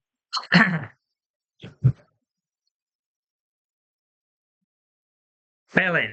And man, was I disappointed in my fellow Europeans here because this was not a good crowd either. This may even, I don't know. I don't think it was as bad as Brooklyn. Brooklyn was so fucking down in the day. It wasn't much better. Move away from these fucking big names because Full Sail put you guys to shame this week, which is embarrassing. Even aside of the fucking arena. Yeah, this wasn't great. Apparently, I saw one thing on Twitter where some guy taking a photo and he's like, I'm in the arena, a third of it's empty. They had to top it off. So, because there was severe weather issues and a lot of people couldn't get there. Now, I don't know why, unless, sorry, just, I have a dead leg, just sat on it. The second I moved it, my God, it hurts. Crap. I don't know whether they had everyone sat down at the start. I guess main event was recorded first. Maybe even then, after that, they were expecting people to turn up just for the SmackDown push. And maybe they've seen gaps and just decided to move everyone together because there was like a big block there. Maybe they just had a whole block of the arena, not tickets up anyway. But still, I think that was just the defensive thing from the guy as part of the crowd that was shit. Yeah, I'm not going to blame Hunter. Steve was shit. Normally, and I ranted about this last week, American crowds, what's happened to them? They're just dog shit, man. I watched during the Attitude Era, the Ruthless Aggression Era. There's never a bad crowd during that time, man. Like I said, they were all like college guys, they're all like 1830s. They all went fucking mad. They all signed up. They got pissed. They had the big signs. Take college guys, all college girls as well. You'd have the women there. They'd flash the camera and everything. They didn't give a fuck. It was very like it was a different time. I understand that, but it just generated a hotter atmosphere. Everything, every pop, everyone was over. Nowadays, just fuck. Like, oh, the show started well, and then the interest in it just kind of just died in large parts. Bar the usual suspects who always get reactions, this was extremely quiet for such a big arena, and whatever the excuse, you can still see a lot of people in the arena. I don't think they generated anywhere near as much life and energy into the show. I don't think the show generated as much life and energy back. Again, I think it's kind of like a symbiotic relationship, but one can't be that much greater than the other. Sometimes, it occasionally happens, but yeah, it wasn't a bad show by any means. It was definitely better Raw, I think. Um, but I don't think SmackDown was as good as it was last week. So already in the 3 hour shows, seen a downward trend. Um, was it good enough to the extent that I expect? I think by the end of the show, I would say yes. But yeah, there were severe problems with it, and I'll poke the holes in it here. Gam for Randy Orton comes out, so of course, big reaction. Everyone loves Randy, legend. He started talking. Didn't say much before Trick Williams interrupted. And again, like last week, I'm going to rejoice in happy. I fucking love Trick Williams. And I'm happy that he got a good reaction. The crowd did the whoop that trick again. Um, I just looked at my notes and apologies. I'm going to break off one moment because I talked about what happened next week on the NXT. We have Stacks with Charlotte Hill, Just True versus Tavian Heights, both titles. We also have Joe Hendry versus Dion Lennox in a no DQ match, and Kalani versus Loma. So, apologies, missed that one out. To SD though, Trick interrupted. I think this is a good exchange. I think again for the second week in a row, Trick's come out against the veteran and not been overawed on the mic. He's held his own. He did his usual spiel. I mean, in a lot of ways, this promo mirrored the Sami Zayn one. To be fair, I don't think it was that different, but it's still fine. He's bigging himself up. I'm 6'5", I'm this, I'm that.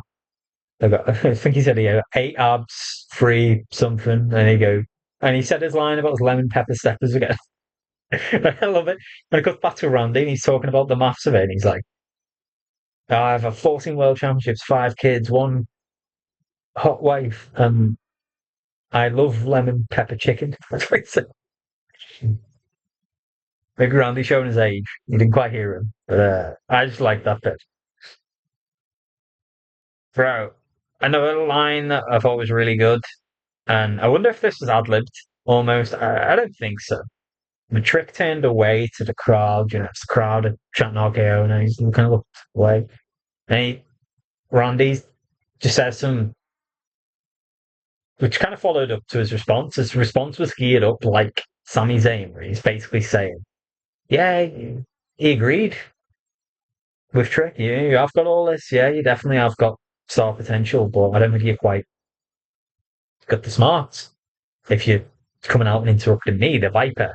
And he turned his back on him at one point. He said, yeah, did no one tell you? That's like rule number 1. Do not turn your back on the Viper. How true that is. I was literally thinking that as I watched it. I'm like, what the fuck are you doing, man? Just asking to be RKO'd. Um, they kind of got face to face, had some crosswords, and then Trick slapped the mic around Randy's hand. And my God, like, if you watch this back, I didn't notice it, honestly, until I saw it later on social media. Someone had posted a clip, to be fair, but he slapped the mic out of Randy's hand. And then they both kind of, the eyes stayed with the trajectory of the mic a little too long. And you could see Trick go, oh shit. I think they might have hit in the crowd or in production or something with this fucking mic.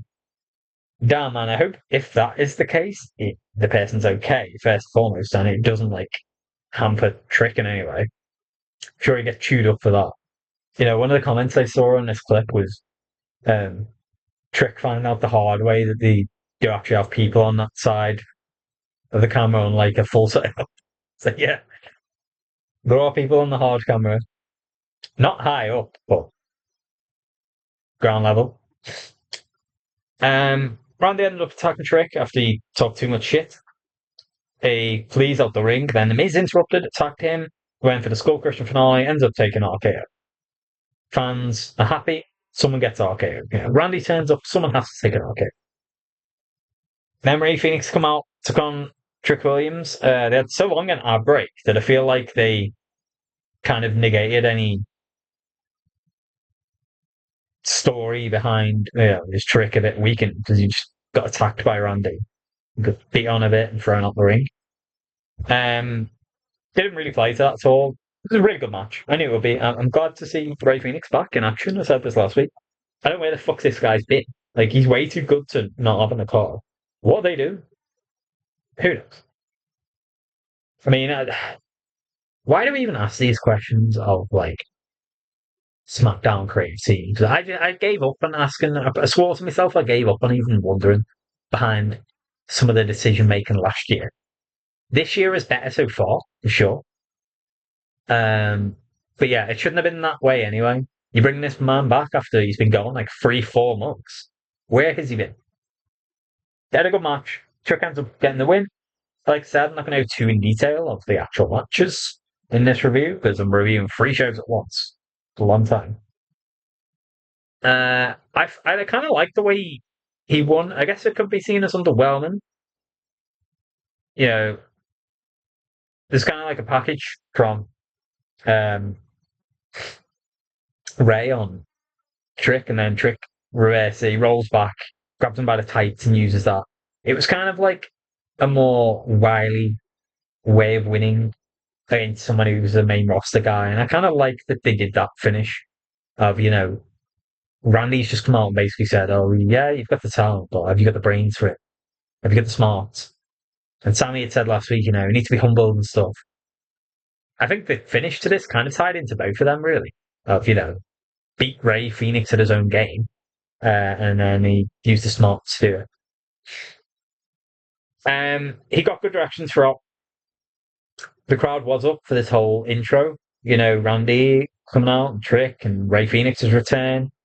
And I hate to say it keeps happening, man. Unfortunately, I think the next promo was Julia, and then the crowd just died. I thought an international crowd at least would cheer for Julia. Because international crowds are normally good. Like I said, this crowd, for whatever reason tonight, wasn't. Was it the weather in Germany? Where a large portion of them not able to get there? Despite that, there was still enough people in the arena to make more noise than there. There was nothing. There was nothing. I mean, this was okay. Like it wasn't good, but it was better. Hearing Kiana there talking to Byron Saxton. Julia's given a little more time. She does a steal. She's talking shit. She was put into a match with Alexa at insanely short notice. It makes me wonder what the fuck they're doing. Why would you not advertise this match a week in advance? Why would you not be prepared for it more? I guess they were already expecting a good viewing of this show because of the main event that they had later on. I'm sure they did decent numbers, but this is like Julia's biggest opponent. She's saying she's gonna what did she say? She's gonna show up Alexa or something like that. But she also paid respect to her at one point. Said she's a legend of the women's division, and she's a big opponent. It's a big knife for her and stuff, which it was, and which Alexa is. But yeah, the first problem here, I just don't understand why they threw this together like a couple of hours notice. Oh, by the way, this match is happening tonight. Are you serious? We've got a 5-time women's champion going after a belt that, can be the most decorated person involved in a US championship match in the history of the belt. And they barely advertised it. But it's what it is. This belt lost, at the end of the day, this match last week was only made Julia versus Chelsea because fucking Michi got injured, and Jade had no opponent. Or is it BFAB? She injured both of them. Oh, well, I shouldn't say that. They both got injured in a match with her. I don't think it was Jade's fault. I'm sure if it was, the IWC would have been all over that shit. But yeah, you'd have thought and you'd have hoped there'd have been a reaction for Julia. Maybe if they were in Italy, because she has the Italian heritage as well as the Japanese, with the arrivederci and stuff. Maybe next week, next week's in London. I know it's a really loose one, but Julia was born in the UK, I think. And I think she's wrestled there before. Maybe she'll get reactions there. But this whole match and segment still didn't do anything for her. I'm in two minds on this. I can see that they're trying more. They tried to give her longer to speak. Kiana was there speaking as well. I think they've just got to break them up at this point. I like both of them. I never get helping Julia having Kiana there. I never get helping Kiana being latched onto Julia either. They need to just go separate ways. I wouldn't even do it as a feud because neither of them are over. And at the end of the day, if feud between them two, it's again going to benefit neither. So just split them up. But finally, they gave Julia a serious, credible opponent. And I don't mean to say that as a diss to Zelina or Chelsea or whatever, but they'd already suffered with the US Championship before where they had no opponents. So and especially in the case of Chelsea, she spent most of the summer just getting jobbing to Charlotte, Alexa, Nia, and Lash, effectively. The the flip side of this is when you give Julia someone so over, you go from Julia who gets no reaction to shut Alexa who gets the biggest reaction of any woman on SmackDown. And one of the biggest of anyone, full stop, on SmackDown. Everyone's behind Alexa to win then. I guess maybe you could think, oh, but Julia gets in the heel heat there. Well, if the match unfolded differently, I think so. I said before, Alexa's my favourite wrestler in the entire company. So I have every reason to perhaps be biased the other way here. Don't get me wrong, I love Julia as well. I ranted big time on her behalf in the 2025 review. God, did I go mad. But even me saying this here, I think Julia should have won. I think this was the right result. She did win in the end. But I don't like how they did it. And I don't see what it did for Julia in a way. Yes, she got a win over Alexa, who is, a big, big name. But everything was set up prior to protect Alexa, which again I can understand. She lost to Latch recently, clean in 4 minutes. If they hadn't have made that just fucking squash match, which was ridiculous, in my opinion, then maybe they wouldn't have had to have taken so many measures here. If anyone was going to squash Alexa of the two, make it be Julia, whatever. It doesn't hurt Alexa. She's always going to be loved. She's always going to have fans. But like I said, this was set up prior to really protect. First and foremost, there was a segment where she was shown, Alexa, was shown backstage on the phone, and Charlotte basically no show. She said she's sick. She's got. I don't even fully remember. She said she had a cold or something. They're only hearing Alexa's side. She's on the phone. She's like, yeah, don't worry, whatever. I'll see you. I'll see you later. I thought you were going to be here though. I've got this big opportunity tonight. I wanted you by my side. Blah blah blah. She gets interrupted by Nia and Lash. I thought this was good from Nia and Lash. Nia did well here. They really staring the pot, saying, "No, it's a great point." Oh, so Charlotte's, she's always saying she got your back and all that, and sharing a spotlight. But the second you're given an opportunity for yourself with this championship match tonight, where is she? She's nowhere to be seen. So we'll talk about that more after and the possible ramifications of that, where that may be going. But straight away, that's kind of weighted things in Julia's favour. There's already a handicap. She's got Kiana by her side, and Kiana did get involved in this match when Alexa was ringside.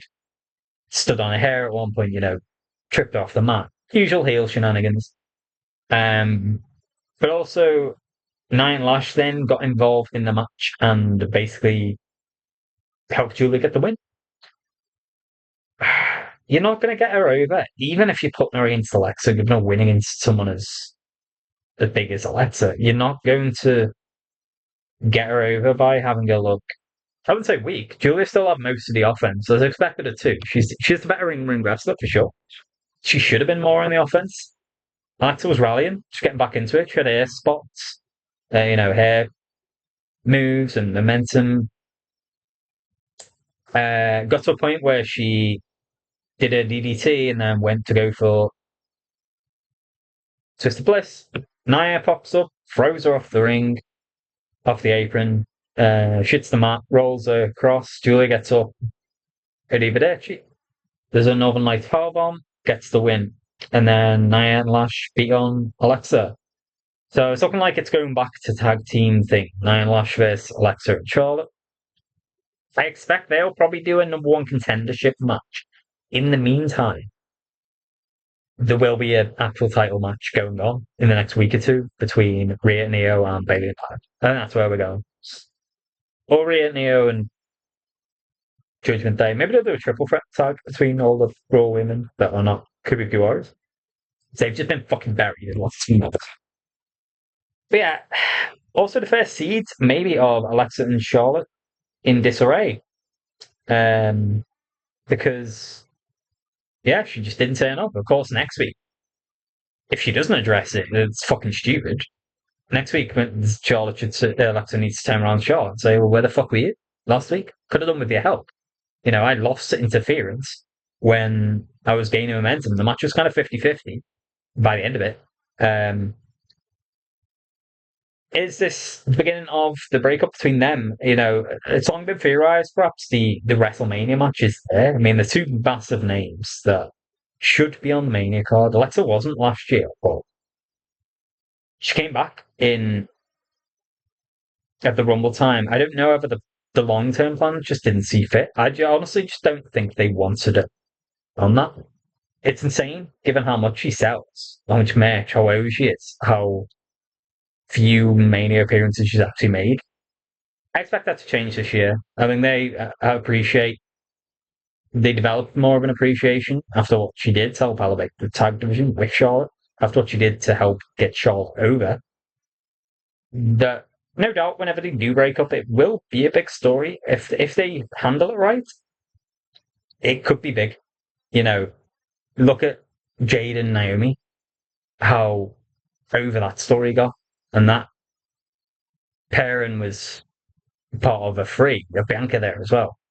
This is just the two of them. This is two women who've had 19 world championships between them, who are long-term veterans. This could clear that for sure. This could end up being the biggest story of 2026 if they do it right. Is now the time? I don't think so. Like I said, I would still keep them as a team until Mania and do like a multi-woman match. So that gets a lot of these talented women on the show, for one thing.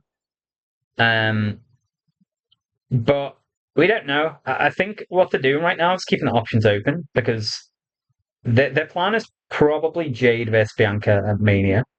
And if that doesn't happen, i.e., if Bianca's not back, their alternative to Charlotte. And maybe that is something they'll use in like this descent thing. I could see if that is the case, maybe Alexa costing Charlotte at Mania the championship. Maybe build the tensions between them before then. And then there's the turn.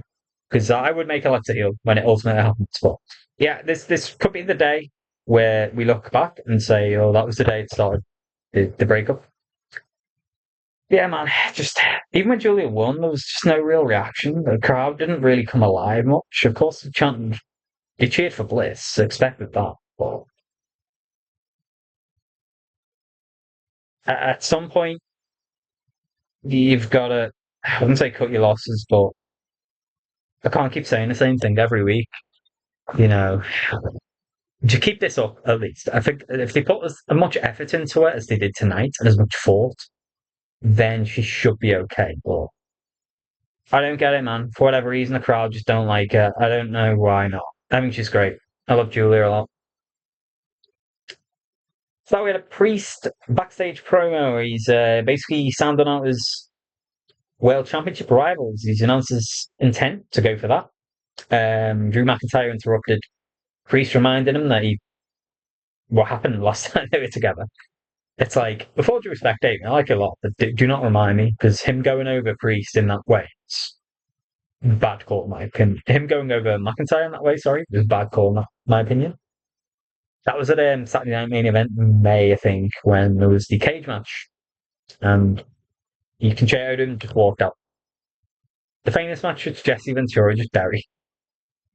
He just fucking buried the end of the but we never saw him again. I love that. Bit of an often promo, but they talked to McIntyre after that. It helped out to the main event, I guess. He showed the Rolex he'd stolen off Cody. I guess he got it from the bus last week and just neglected to mention that. Or he's been back on the bus. Either way, Cody Rhodes, man, if that's the case, sorry you fuck. I said this last week. This man needs a proper alarm system, security system. Get some locks, bro. The fuck? This guy's on and off the bus. Like, nobody's business. We didn't give a fuck. The Wyatts versus the MFTs. If the crowd had slowly been switching off after the Ray Phoenix Trick Williams match, and they had, this is where they shred. They really do not care. I'm not gonna lie, neither did I want to be involved in this. I barely even watched this, man. This was my part of the show where I was like, all right, I'll write a couple of notes, just a couple of flashpoints, so I remember the talking points for the show. And then I went on X and I was kind of looking at what people were saying about what's people's impression of the show so far. But I barely watched it. Barely gave a fuck. I know they did a big deal at one point about Rowan being in there, Tonga. I just want this over this story, man. I just don't care. I'm sorry to say. They need to do the tag championship match soon. I can't even say this. Just drop it to the MFTs and have these groups do different things. Go off and do different things now. I think the result, I probably would have given the Whites to win here. I don't think it made sense for the MFTs to win this, and especially who took the pin was fucking ridiculous. Why in the fuck would you have Uncle Howdy take the pin? Which ties into my point of why I think the Whites should have won this. You have the leader of them involved in this match. It's something I pointed out last week. The ridiculous thing with this, I guess, is that it's 5v5, yes, but the Wyatts have Nikki Cross, a woman, and WWE does not allow men to do moves on women anymore. It's not the Attitude Era or Ruthless Aggression Era days anymore. So it becomes 4v4. And what they do, 4v4, I predicted this last week actually. I said, Thingy will probably sit out solo himself because it kind of makes sense, I guess. He's the boss guy. He sent his minions to do his work for him. But at the end of the day, a weakened MFT without their leader, their main guy, just beating a full strength, Wyatt with their leader, and he's the guy who took the fucking pin. Why? Loomis and Gacy are the tag champions, yes, but you could still have one of them make the pin or Rowan. Apparently, Eric Rowan actually. It reminds me of something I saw the other day, which makes it even more ridiculous. It listed something like it was the 5 wrestlers in the company who had at least something like 10 matches or at least 10 wins, and it was the highest win percentage of each of them. Eric Rowan's fucking fared on the list. This guy was like 9-2 or something for the year of 2025. Have him take a pin then. Oh my god, like, what are they doing? I always figured, this faction, of course, that they largely operate as a faction. They largely target people as a faction. They will appear as a faction a lot. But they do split off and do other stuff sometimes as well. They win the tag championships, but it's not exactly like they've defended. I mean, they barely defend it ever anymore. they've defended it like twice in months, is it? It's just been a fail of booking. It's not their fault because you could have done more interesting stuff. You could have had free bed rule. They move in and out. I guess it maybe be goofy having Hardy's part of that, but at least include Rowan, maybe. Yeah, Loomis and Gacy, I was impressed by it at the start. I thought the first, when they returned in May as a whole, Wyatts, the first couple of months, I liked it. But what it became, I said this in my 2025 review, it's what it symbolized as well. Once they won, they've basically holding the belts hostage because they've barely defended it since then. I think it is like a couple of defenses max, and they won this SummerSlam, which is August. So he's up in 4 months now of like two defenses. My God, man! And like the SmackDown tag division was so prominent and such a carry of the show throughout the whole summer up until SummerSlam. Suddenly, that just took a backseat because the Wyatts were being used in Mexico, I think, for AAA. The fuck are they doing, man? Like, this makes no sense. And now what? Where are we at? What happened to CMG? Where the fuck are they? Oh yeah, that's it. They were put together as along with Sami Zayn and Nakamura to feud with the MFTs, and they got fucking buried. Street Profits. No one's seen them in months. I don't know where the fuck they are. I don't. I do not know. We need a missing posters for these guys. Maybe we should ask Ray Phoenix. Like, well, while you were in the void for 3 months, Ray Phoenix, you haven't seen the Street Profits around. No one's seen them in months either. The fuck? It was kind of teasing something between them as well. You know, the Wyatt Uncle Harry's approaching him a lot, and he was kind of getting between them. Which is, I was on board. I was on board with that storyline, and then they just dropped it. Did Nikki Cross appear in these backstage segments with Julia and Chelsea, maybe teasing she's going to go for the US Championship scene, and then she disappeared, and we didn't see them again for weeks. It doesn't help the Wyatt when they're just fucking part time, here 1 week, gone the next. Group. You know what I mean? Like, the problem with the MFTs, I mean, they're there too much. I would rather see them less, to be honest. There's just no differentiating between them. There's no real characterization of any of them except Solo. They may as well just be faceless men behind him. And they all have similar sounding names. I'm sorry to say that, but it's just a fact. And I thought that, I was like, God, is that like racist in a way? I don't think so. You know, you have Talatonga, Tamatonga, Tonga Loa.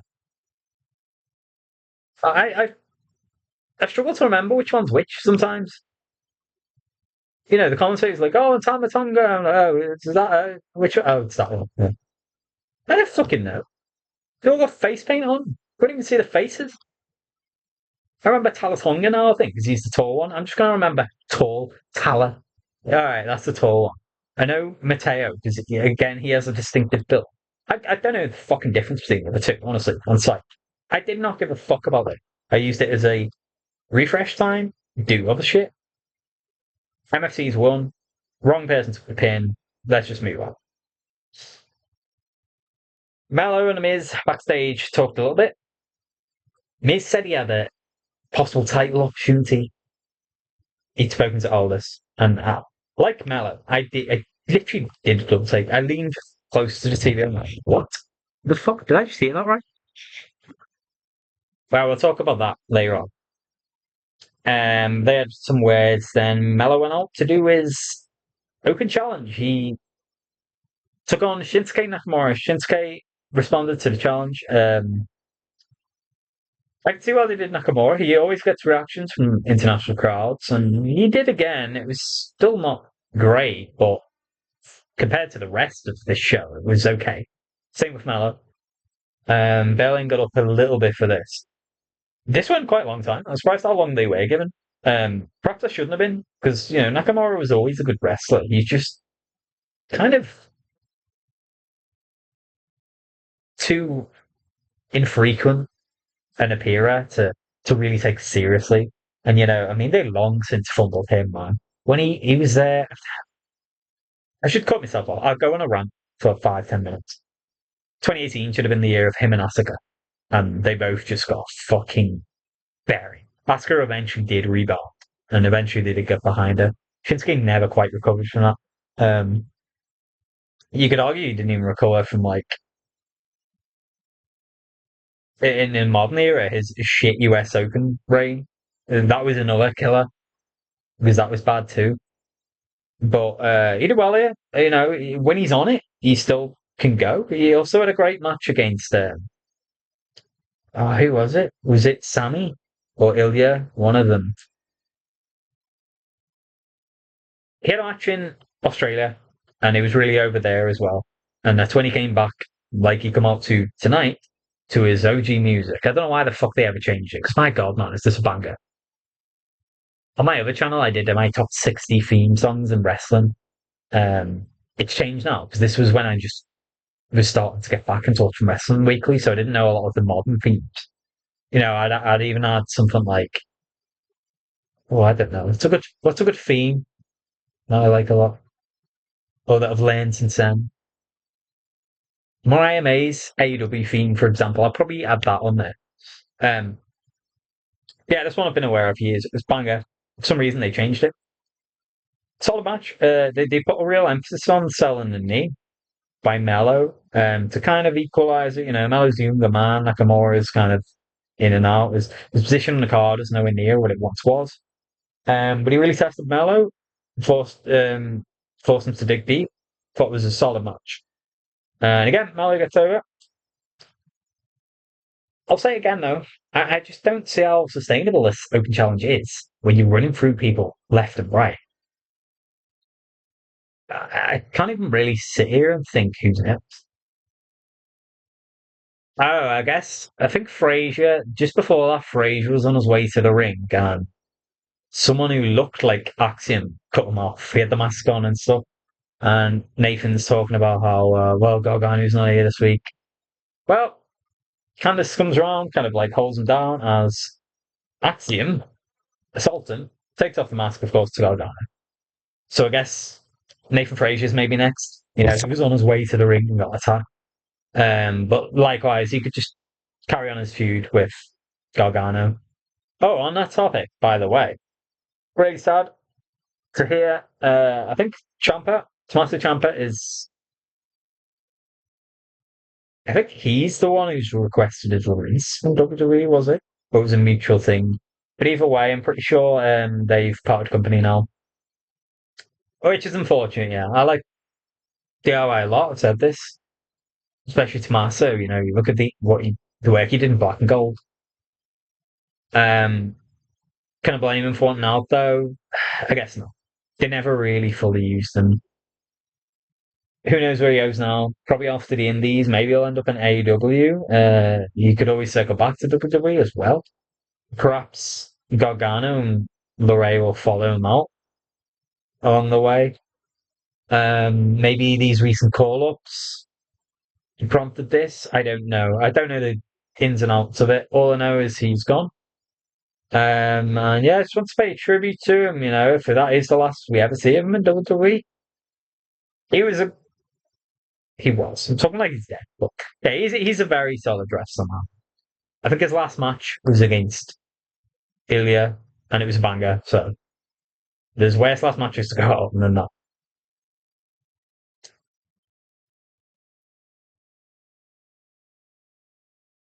Mallow ends up getting the win against Nakamura. I was trying to remember where it was then.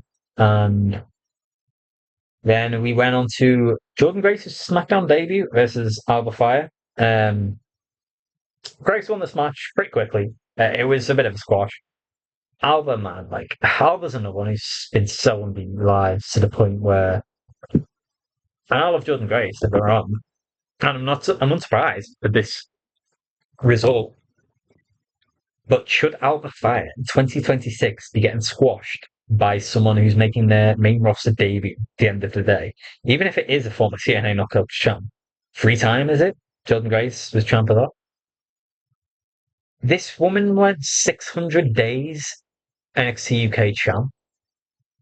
Like, NXT UK was no joke as well, man. That's where Rhea came from. That's where Gunther came from. That's where Ilya came from. That's where Tony Storm came from. I mean, they'd obviously done work in other places first, but that was their pipeline to WWE. Well, Our Fire was D1 from there. God, I'm talking about Ciampa and Gargano as like people who, in the developmental or lower leagues, lower stages of WWE, did so well in NXT. Album may be the biggest misuse. It's a crime. Because this woman's a very good wrestler. She's forced to wrestle in a fucking dumb suit because she has to be part of the Hairless. And maybe that limits her ability or something. It's not exactly like she's just bad in the ring. She's still great. But she's just a squash. An ancient now. Julia, I think, recently beat her in like 2 minutes. And yeah, JG beat her effortlessly. Looked good while doing it, of course. And then she comes out and Jade's music went. Maybe Jade saw like a 4 or 5 minute match, whatever the fuck it was. I thought, damn, you remind me of someone. Yeah, maybe it's Jade. You know, Alexa Julia didn't go longer. It wasn't a great night for women's wrestling. Put it this way, they were not given that much time. I thought Alexa and Julia's match was decent. It was fine. It wasn't a barnstormer, but I have no real qualms with it in any part, except the end. The way I think it should have been clean in favor of Julia, but yeah, they weren't exactly given much time to do much, showcase much to women here. Jade comes out. I'm not a huge fan of Jade. I'm just still not sold on it. It's just she has no charisma. She's saying the words, and I don't believe her. It's the same shit every time now. Right? She has a catchphrase. I'm that bitch. I think she comes out and she just went, "Oh, you think you're special? You think you did something? Well, you're on my show now. I'm that bitch." And Jordan Grace is just kind of like, "Yeah, okay." Just kind of looking at her like, "All right, that's how it's going to be." Um, Not really sure what they're doing here. Is there not a danger in pushing JG straight to the main event? Because this is exactly what they did in NXT. They pushed her straight up and had her lose. Leave it a month or so. Put her back in the main title scene. Lose. Put her back in this spot. Lose. Lose. Lose. Lose. She fucking lost everything. She was like the LA Knight of the NXT Women's Division in 2025. She was always there, but she'd never get close. She was always the bridesmaid, never bride. The fucking I hope it doesn't end up being this way. Which is why I kind of wanted to see more of a steady rise for her.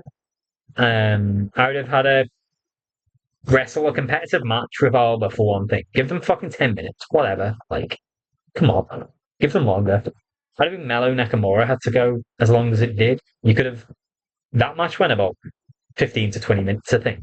Mello Gargano last week they gave 15 to 20 minutes, but at the end of the day, you didn't have a fucking hour long the main event that which is what we had this week. So when you're giving that Mello that long again, you're giving no fucking time to the women to do anything. Like it was the same with the White MFC's match. Honestly, that felt too short for an eight. I said this last week. If you have an 8-person tag match, you need to give them more time. People are getting in; they're getting like 30 seconds a minute, and they have to fucking tag out. Basically, you got to get everyone involved. Give them something to do.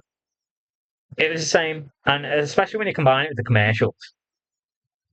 You know, when you give Julia and Alexa, Julia, one of the biggest potential stars in the business, one of the best wrestlers in the world. Alexa, probably the most over woman in the company behind maybe only Rhea. The woman who's sold the most merch in the history of the company. She's done it all. You gave them like 8 minutes, and half of that is commercial break. The fuck, you know, how are you going to evoke reaction from the audience when you're doing this? It's a problem that plagues the company left and right, in not just with the women, but everywhere.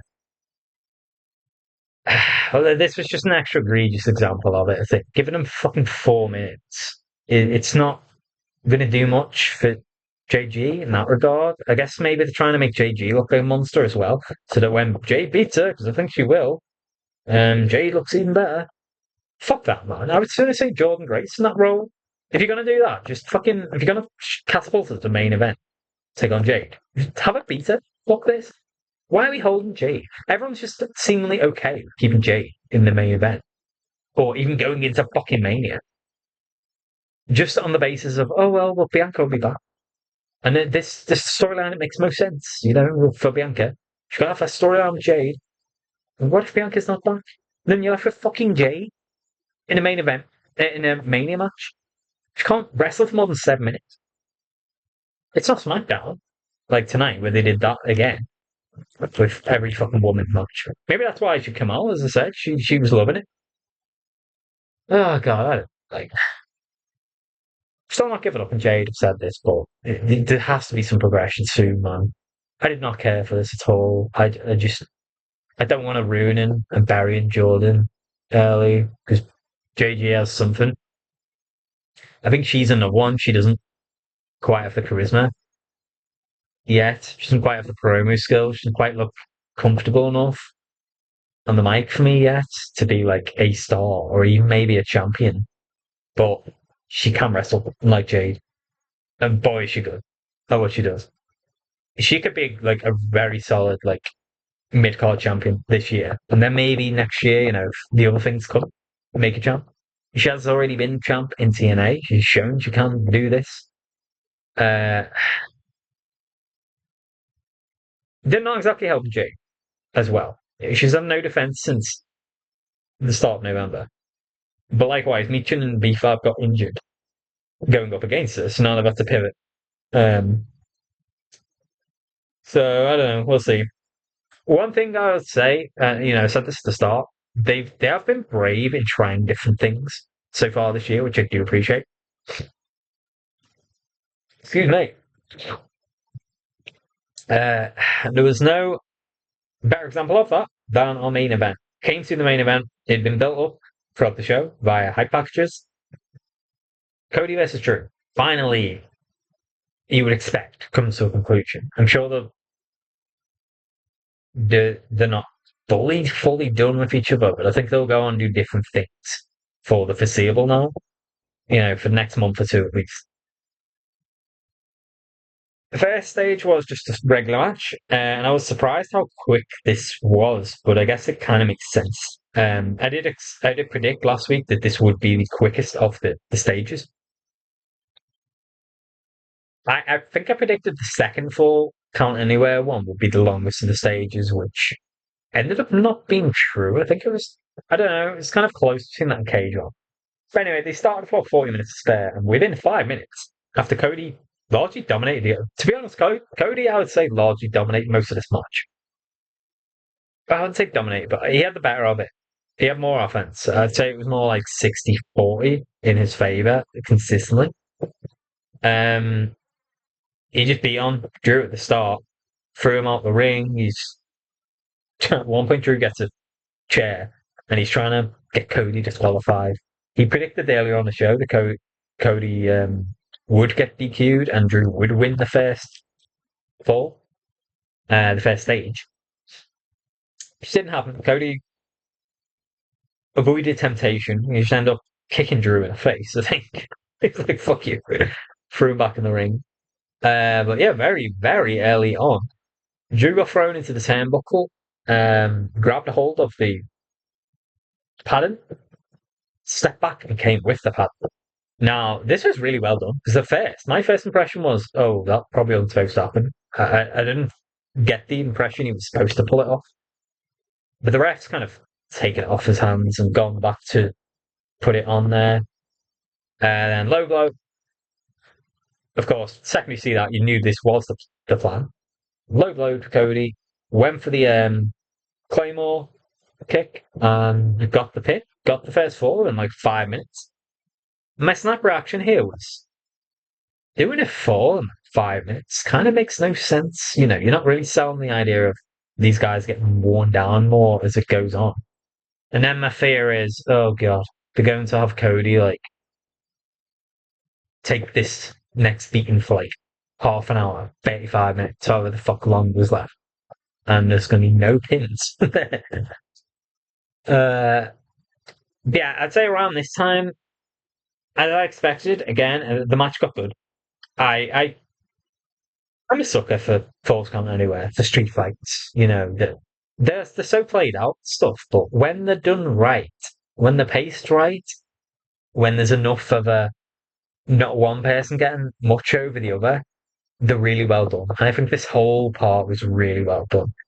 Um, they fight up the steps, they fight backstage. At one point, I think one thing I really appreciate as well, actually, is pretty much as soon as Drew got the pin for the first stage, he threw Cody out, got a table, fucked around, just got the table, set it up straight off, bam, powerbomb right through it, went for a pin.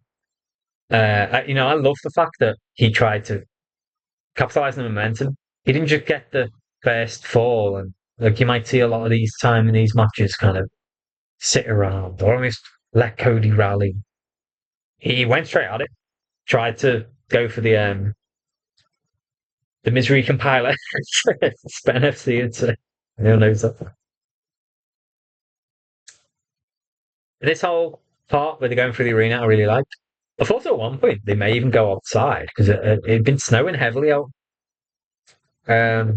Berlin. I saw a clip at one point the day before the show, I think, of Julia and Jordan Grace. And, I'm really happy they've kind of got mates because they had a history in NXT, of course. They were basically playing out in the snow. They were suplexing each other just on their off time yesterday. Uh, so I was thinking, before I went through my head, I was like, oh, I wonder if they're going to do that. They're going to go out and like fight in the snow a little bit and then come back to the arena. But I guess that probably would have been too dangerous. But yeah, it just in my head, it was the old SmackDown game, SmackDown Shut Your Mouth, and Here Comes the Pain, where you could go out in the arena, you could go out in the fucking subway and everything. Like, maybe those games still have a fucking effect on me. Yeah, said they kept it to the backstage area and then brought it back. Drew sets up a table. That's what was really good. Cody ends up beating him on.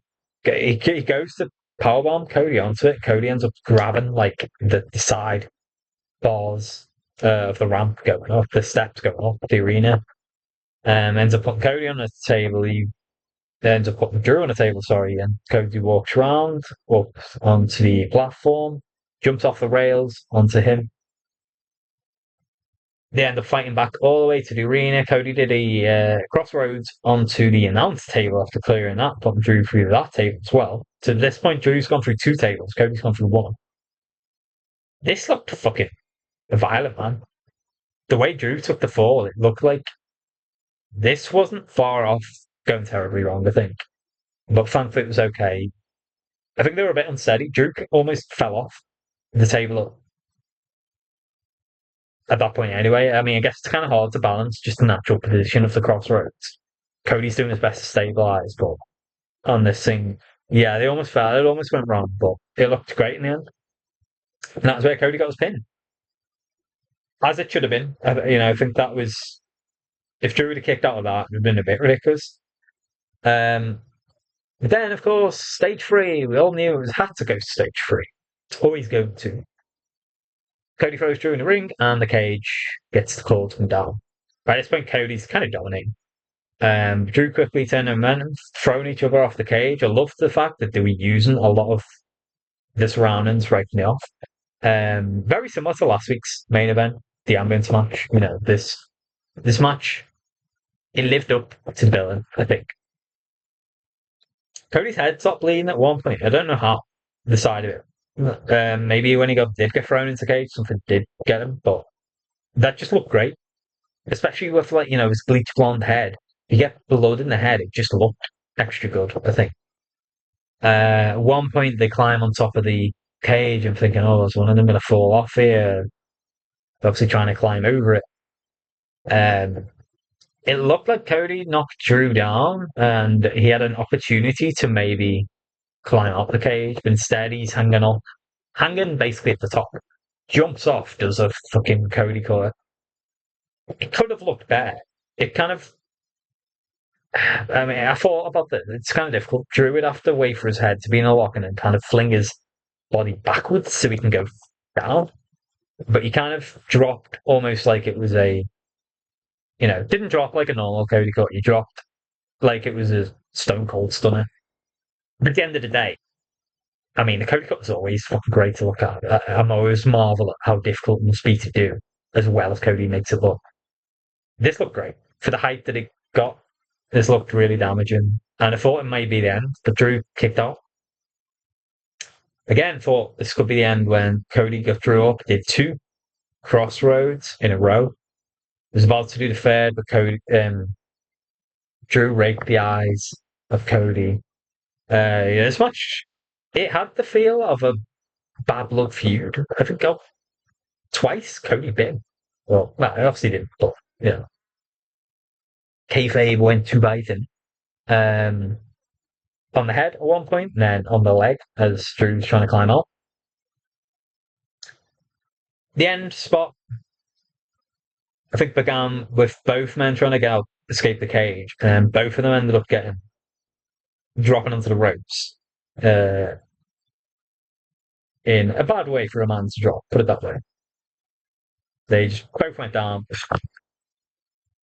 Um, both on the deck. Drew's trying to climb out the cage, and then all of a sudden, Masked Man arrives. Triple H loves this fucking Masked Man. My God. It's like, how many times in the last few months alone is this? We had Becky at Clash in Paris. We had fucking Austin Theory doing it for weeks. And now it happens again. Everyone knew it was. There's a surprise element of it. It was kind of spoiled by the Dirt Sheets, fortunately, before the show. Jacob Fatu was there, of course. Last time we saw him was a couple of months ago. He threatened to interject into this Drew vs Cody never-ending feud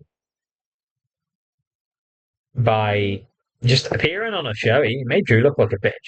He just laid him out completely. And then the week after, he gets assaulted. It was supposed to be Drew vs Fatu number one contender match, of course. He gets assaulted behind the stage, or backstage, and Cody went on to take on Drew in like an impromptu match, which he ended up costing, giving Drew the win by DQ, but he retained the title thing. Of course, it's going to be a whodunit. It's come for now. The first thought was he turns up and he attacks Drew McIntyre, beats on him, sends him back into the arena, into the ring. Drew starts trying to climb the cage. Fatu drags him down, beats on him again. He's beating on him enough now that Drew's kind of near the door. Come back across. And Cody, by that point, is rallied, holding his head. He doesn't really know who he is. Comes over, turns Fatu around. To do what? Who knows? Probably just say, leave him, he's mine. Fatu, no hesitation. I thought there'd be a bit more hesitation in this. But the second I saw Cody coming over, I had a feeling this might happen. And it only struck me, like, as it happened, he went after Cody, fucking beats on him. Now, drags him across to the other turnbuckle, the far corner of the ring. Cody starts getting some offense back in. See, they're kind of going back and forth. In this time, Drew, been beat down, but was right next to the door, has free reign, basically just crawl out and fall out. Flopped out on the floor, hits the floor, escapes the cage, and wins the free stage hell by extension, wins the championship. This is exactly what I said should happen last week. And boy, am I happy they did this. It's about time. Nothing against Cody. He's great. A lot of people will suddenly take this as an opportunity to turn around and be like, oh, Cody had a boring ass reign. And I mean, they're not wrong, to be fair, but it's not his fault. Cody is this, Cody is bad, Cody's this and that. Not good. It should have been Roman, all this shit. At the end of the day, the guy was given the same opponent who is a main event caliber former champion for 5 months straight. So that by the end of it, his opponent, who everyone loves and appreciates, Drew McIntyre is great at what he does. He is one of the best heels in the business, full stop. It got to a point where everyone was just rooting for him. Everyone knew he had to win, I think. would that have been the case anyway? I mean, they were in Germany. The crowd were up for this. I think it was a great main event. Say this here and now. I think 2 weeks in a row now, 2026, SmackDown has delivered a banger main event. Um, and this saved the show for me. Without this, I think the show would have been even worse than Raw on Monday. I would have given an even more scathing review. But as it is, this main event was far better than the Raw one, which I think only was good for the last 5 minutes. This one was pretty solid from start to finish until the very finish. Now, I don't like the way it was done. I feel like would it have harmed Cody really to have him lose clean for once? You know, for fucking once. Even when he lost to Cena, it was Travis Scott interfered and then Cena hit him with the bells. They don't have this man lose clean. And I guess maybe that's where some of the criticism and backlash against Cody is coming from the crowd, which I can understand. But man, like, yeah, it's good to see Fatu back. Jacob's stock has gone down a lot in the last few months. He had an awful match at SummerSlam with Solo Sikoa after a really bad feud where he turned on the guy, came out of it looking more like a chump because he lost the feud. He jumped off the cage, did a big spot, but he did that after the match, which he'd already lost. So he looked like an idiot. And then he comes back after disappearing for a couple of months. He gets into start of program with Drew, kind of lays him out 1 week, but then the week after he's out again because IRL, I think he had some dental issue that he had to go get resolved. Um, it's good to see him back. Where does he go from here? I mean, maybe him and Cody. Cody's obviously going to be annoyed, but he did attack Drew as well. There's obviously earlier on the show, or I should announce, or should say, it was announced that next week in London, SmackDown, they're doing 4 singles matches as qualifiers for a number one contendership fatal 4-way match, which will be a Saturday night main event in a couple of weeks' time. I think it's 2 weeks today in Montreal, that is. So the first match is Sami versus Zayn versus Ilya Dragunov. I would expect Sami to win this. He needs to win back over Ilya. Ilya dethroned him as US champion, of course. But also the fact it's in Montreal. Surely Sami wins this to get into Montreal to Saturday night main event. Damien Priest versus Solo Sikoa. I feel like Priest should win this. Sikoa's still in the Wyatt thing, but you know what they're like with the Samoans. Is it going to be a Samoan moment and he just wins when he probably shouldn't? Solo still has some good stuff in him. He had a great match with Gunter at Saturday main event, so I'm not just going to shit on it completely. I think there's something there. But I still personally would go for Priest. I think Solo will win though. Given how far, he went over Priest, did he not, in the John Cena tournament? So who's to say it won't happen again? Randy versus Miz. No point talking about this much. Randy Orton's going to win this. Yeah, yeah. There's no point. Miz has no chance. And then the other one is Matt Cardona versus Trick Williams. I expect Trick will come through this.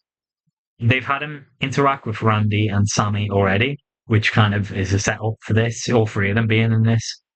And I think Solo Sikoa being in there would make more sense with Sami Zayn being in there as well. Also, you'd have 2 heels in Solo and Trick, and 2 faces in Sami and Randy in the match then. So, yeah, I think that I'm making all 4 of them predictions of pretty strong confidence. Kind of wild to dismiss Ilya, I guess, but I just think the fact it's in Montreal. Yeah. Otherwise, I would have said I would rather have Ilya go over, honestly. But I think circumstance, context, it's important in wrestling. It's like the same when I said before. I would have had Julia go over Alexa, my favourite clean. It's context. The bigger picture.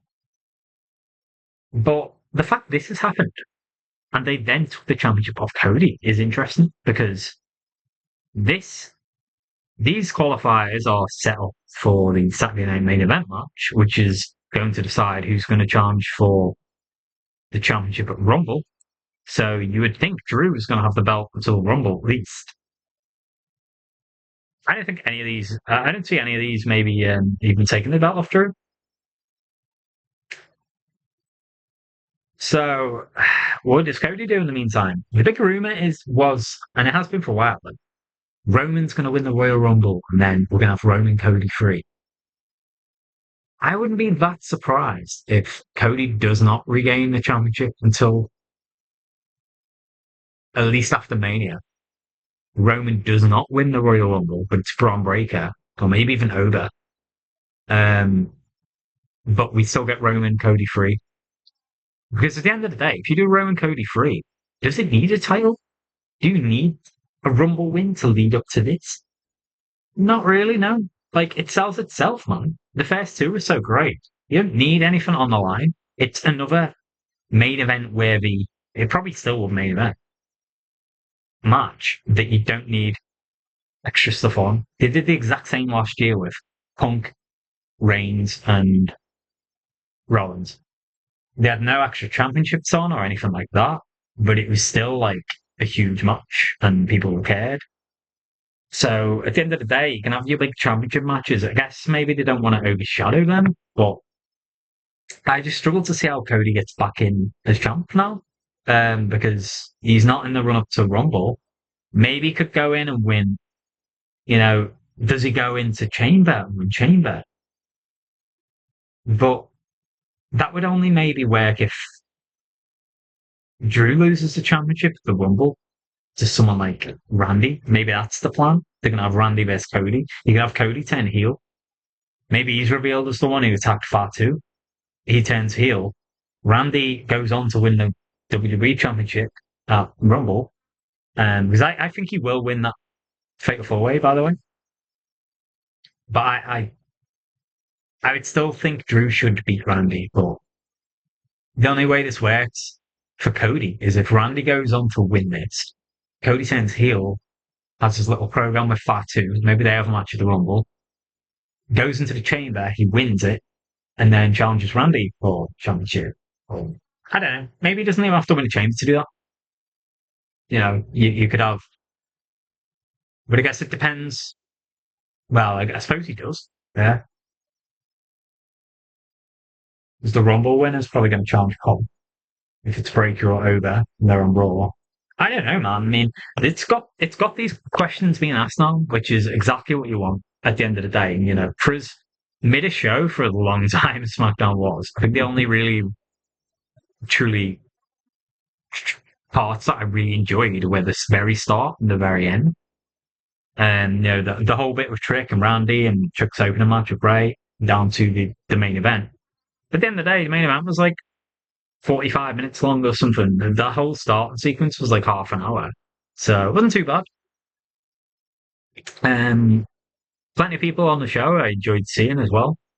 And we come up with a lot of questions. WWE have been accused a lot, and they've been guilty of a lot in the past of just being pussies, top pussies. They're so afraid of having a lot of people take defeat. And yes, they still protected Cody the defeat. I feel like it looked a bit hokey the way it was done, especially as well with Fatu coming in. You know, would it not have been more cool and more badass if like Fatu came in and kind of did a Paul White, a Big Show, and attacked McIntyre with such ferocity that he like forced open the side of the cage, or he forced open the door, and McIntyre just accidentally fell off the cage that way. You know, accident, as in it was meant to happen in the show, but um, in the actual like story, it wasn't meant to happen. They could have done something like that. Um, but maybe attack Cody because that story's still open. You know, Fatu doesn't know who attacked him, and it's going to be this big who done it coming up now. I would rather it be revealed that Cody attacked him at this point. Because I think heel Cody would be really interesting to see. Who knows? There are so many different directions, and I feel like this has thrown a lot of Mania predictions up in the air now. And by extension, a lot of Rumble predictions, you know. Cody could be in the Rumble now. Both times he's been in it, main roster, he's won it. Could he do it again? Surely not. Surely not a third time in 4 years. Like, holy fuck. But just him being in the Rumble match itself is going to be huge because of the star power it adds to that and the unpredictability. If he is there towards the end, he's very much going to be one of the favourites. Who could roll that out? I mean, Steve Austin won it in 97, 98, 2001. He won 3 and 5 years. Cody would be 3 and 4. So maybe, man. I think Drew winning this was the right call. I said this last week. He just took too many defeats. The rivalry is too one-sided. He couldn't afford to take another and be taken seriously as a main event talent again. It's not just that, it's the other stuff. Priest knocking him out of the Rumble, him getting knocked out of, him being eliminated from the Chamber as the fucking first guy to go out in 2025. He had such a bad 2025. He took nothing but L's. Fatu coming out that 1 week, as I said, just laying him out in one kick. And then that was it. I guess maybe you could tie it in as Cody wanted to attack Fatu to make it look like Drew had. Who knows? I don't know where they're going to go with this. Maybe Randy. It could be a left field. Maybe Randy's revealed as the attacker. Randy ends up going heel at some point. Um, very, very happy with the outcome. Match was great, as I said. In the ending, I don't know. It felt too convoluted for me. Yeah, those 4 matches are set up for next week's SmackDown in London. I expect a better crowd from London, for sure. If not, I'll be very disappointed in my Patriots. But yeah, Berlin just didn't deliver tonight. So hopefully Dusseldorf's Raw on Monday is going to be better. Raw, for the second week in a row, it's bettered by SmackDown. And NXT was better than both of them, as it was often in 2025, to be honest. For as much as NXT is getting gutted now, though, is that going to last? I don't think so. Um, so let's see what happens on Monday. We're going to see Blake Monroe, sure. We're going to see Oba Femi. We're going to see JCJ. Anything could happen. A lot of rumors doing the rounds. Oba is most likely. The others, who knows? The rumor mill's been churning out. It's been changing that much. So by the time I fucking get off this video recording, it's probably changed in the time I've just been doing this again. Now all of a sudden it'll be is likely to go up in the main roster. It's going to be SmackDown. Who the fuck knows? Yeah, that was the weekly review. It was long. I think it's still going to keep it to reviewing each show. I don't think I'm going to review them as a block again because I found it difficult to kind of, it's better to do it when it's fresh in your mind and also you have fresher emotions on the show itself or the shows themselves. If it did more a succinct style but did separate shows, this was about an hour for each, I guess. That's still decent time. So who knows? Yeah, like I said, I don't think there's going to be like a set schedule or even way of doing this. I'll just kind of do it as I please. May do a show like this Friday Night SmackDown review, the first 3 hour show I did, where it's more play by play, segment by segment. Or I may just touch on the talking points and do it that way. My SmackDown review portion this week was like an hour, whereas last week it was like 2 hours 20, I think. We'll see. I don't know. But yeah, going to be tuned in on Monday. See what happens on Raw. I'm honestly, I don't think there's a single storyline in Raw that interests me right now. It's crazy, man. 2026 is a weird year. This is the Stranger Things that they're talking about because I'm actually looking forward. I sit here at this point and I'm more excited about what happens in SmackDown next week than Raw. Cody losing. I said I think Drew should win it, but I didn't think he'd actually do it. I thought there was a chance, but it was like 20% chance. So I didn't get my hopes up. But yeah, man, the landscape has been changed. It's a new era. Triple H, that was your moment. You could have said it. Let's tie back to the start. But anyway, thanks for tuning in, guys. Yeah, we'll be back with the next show. Monday Night Raw. Let's hope it's better Raw on Monday. Will I do that show before NXT's on or not? I don't know yet. We'll see.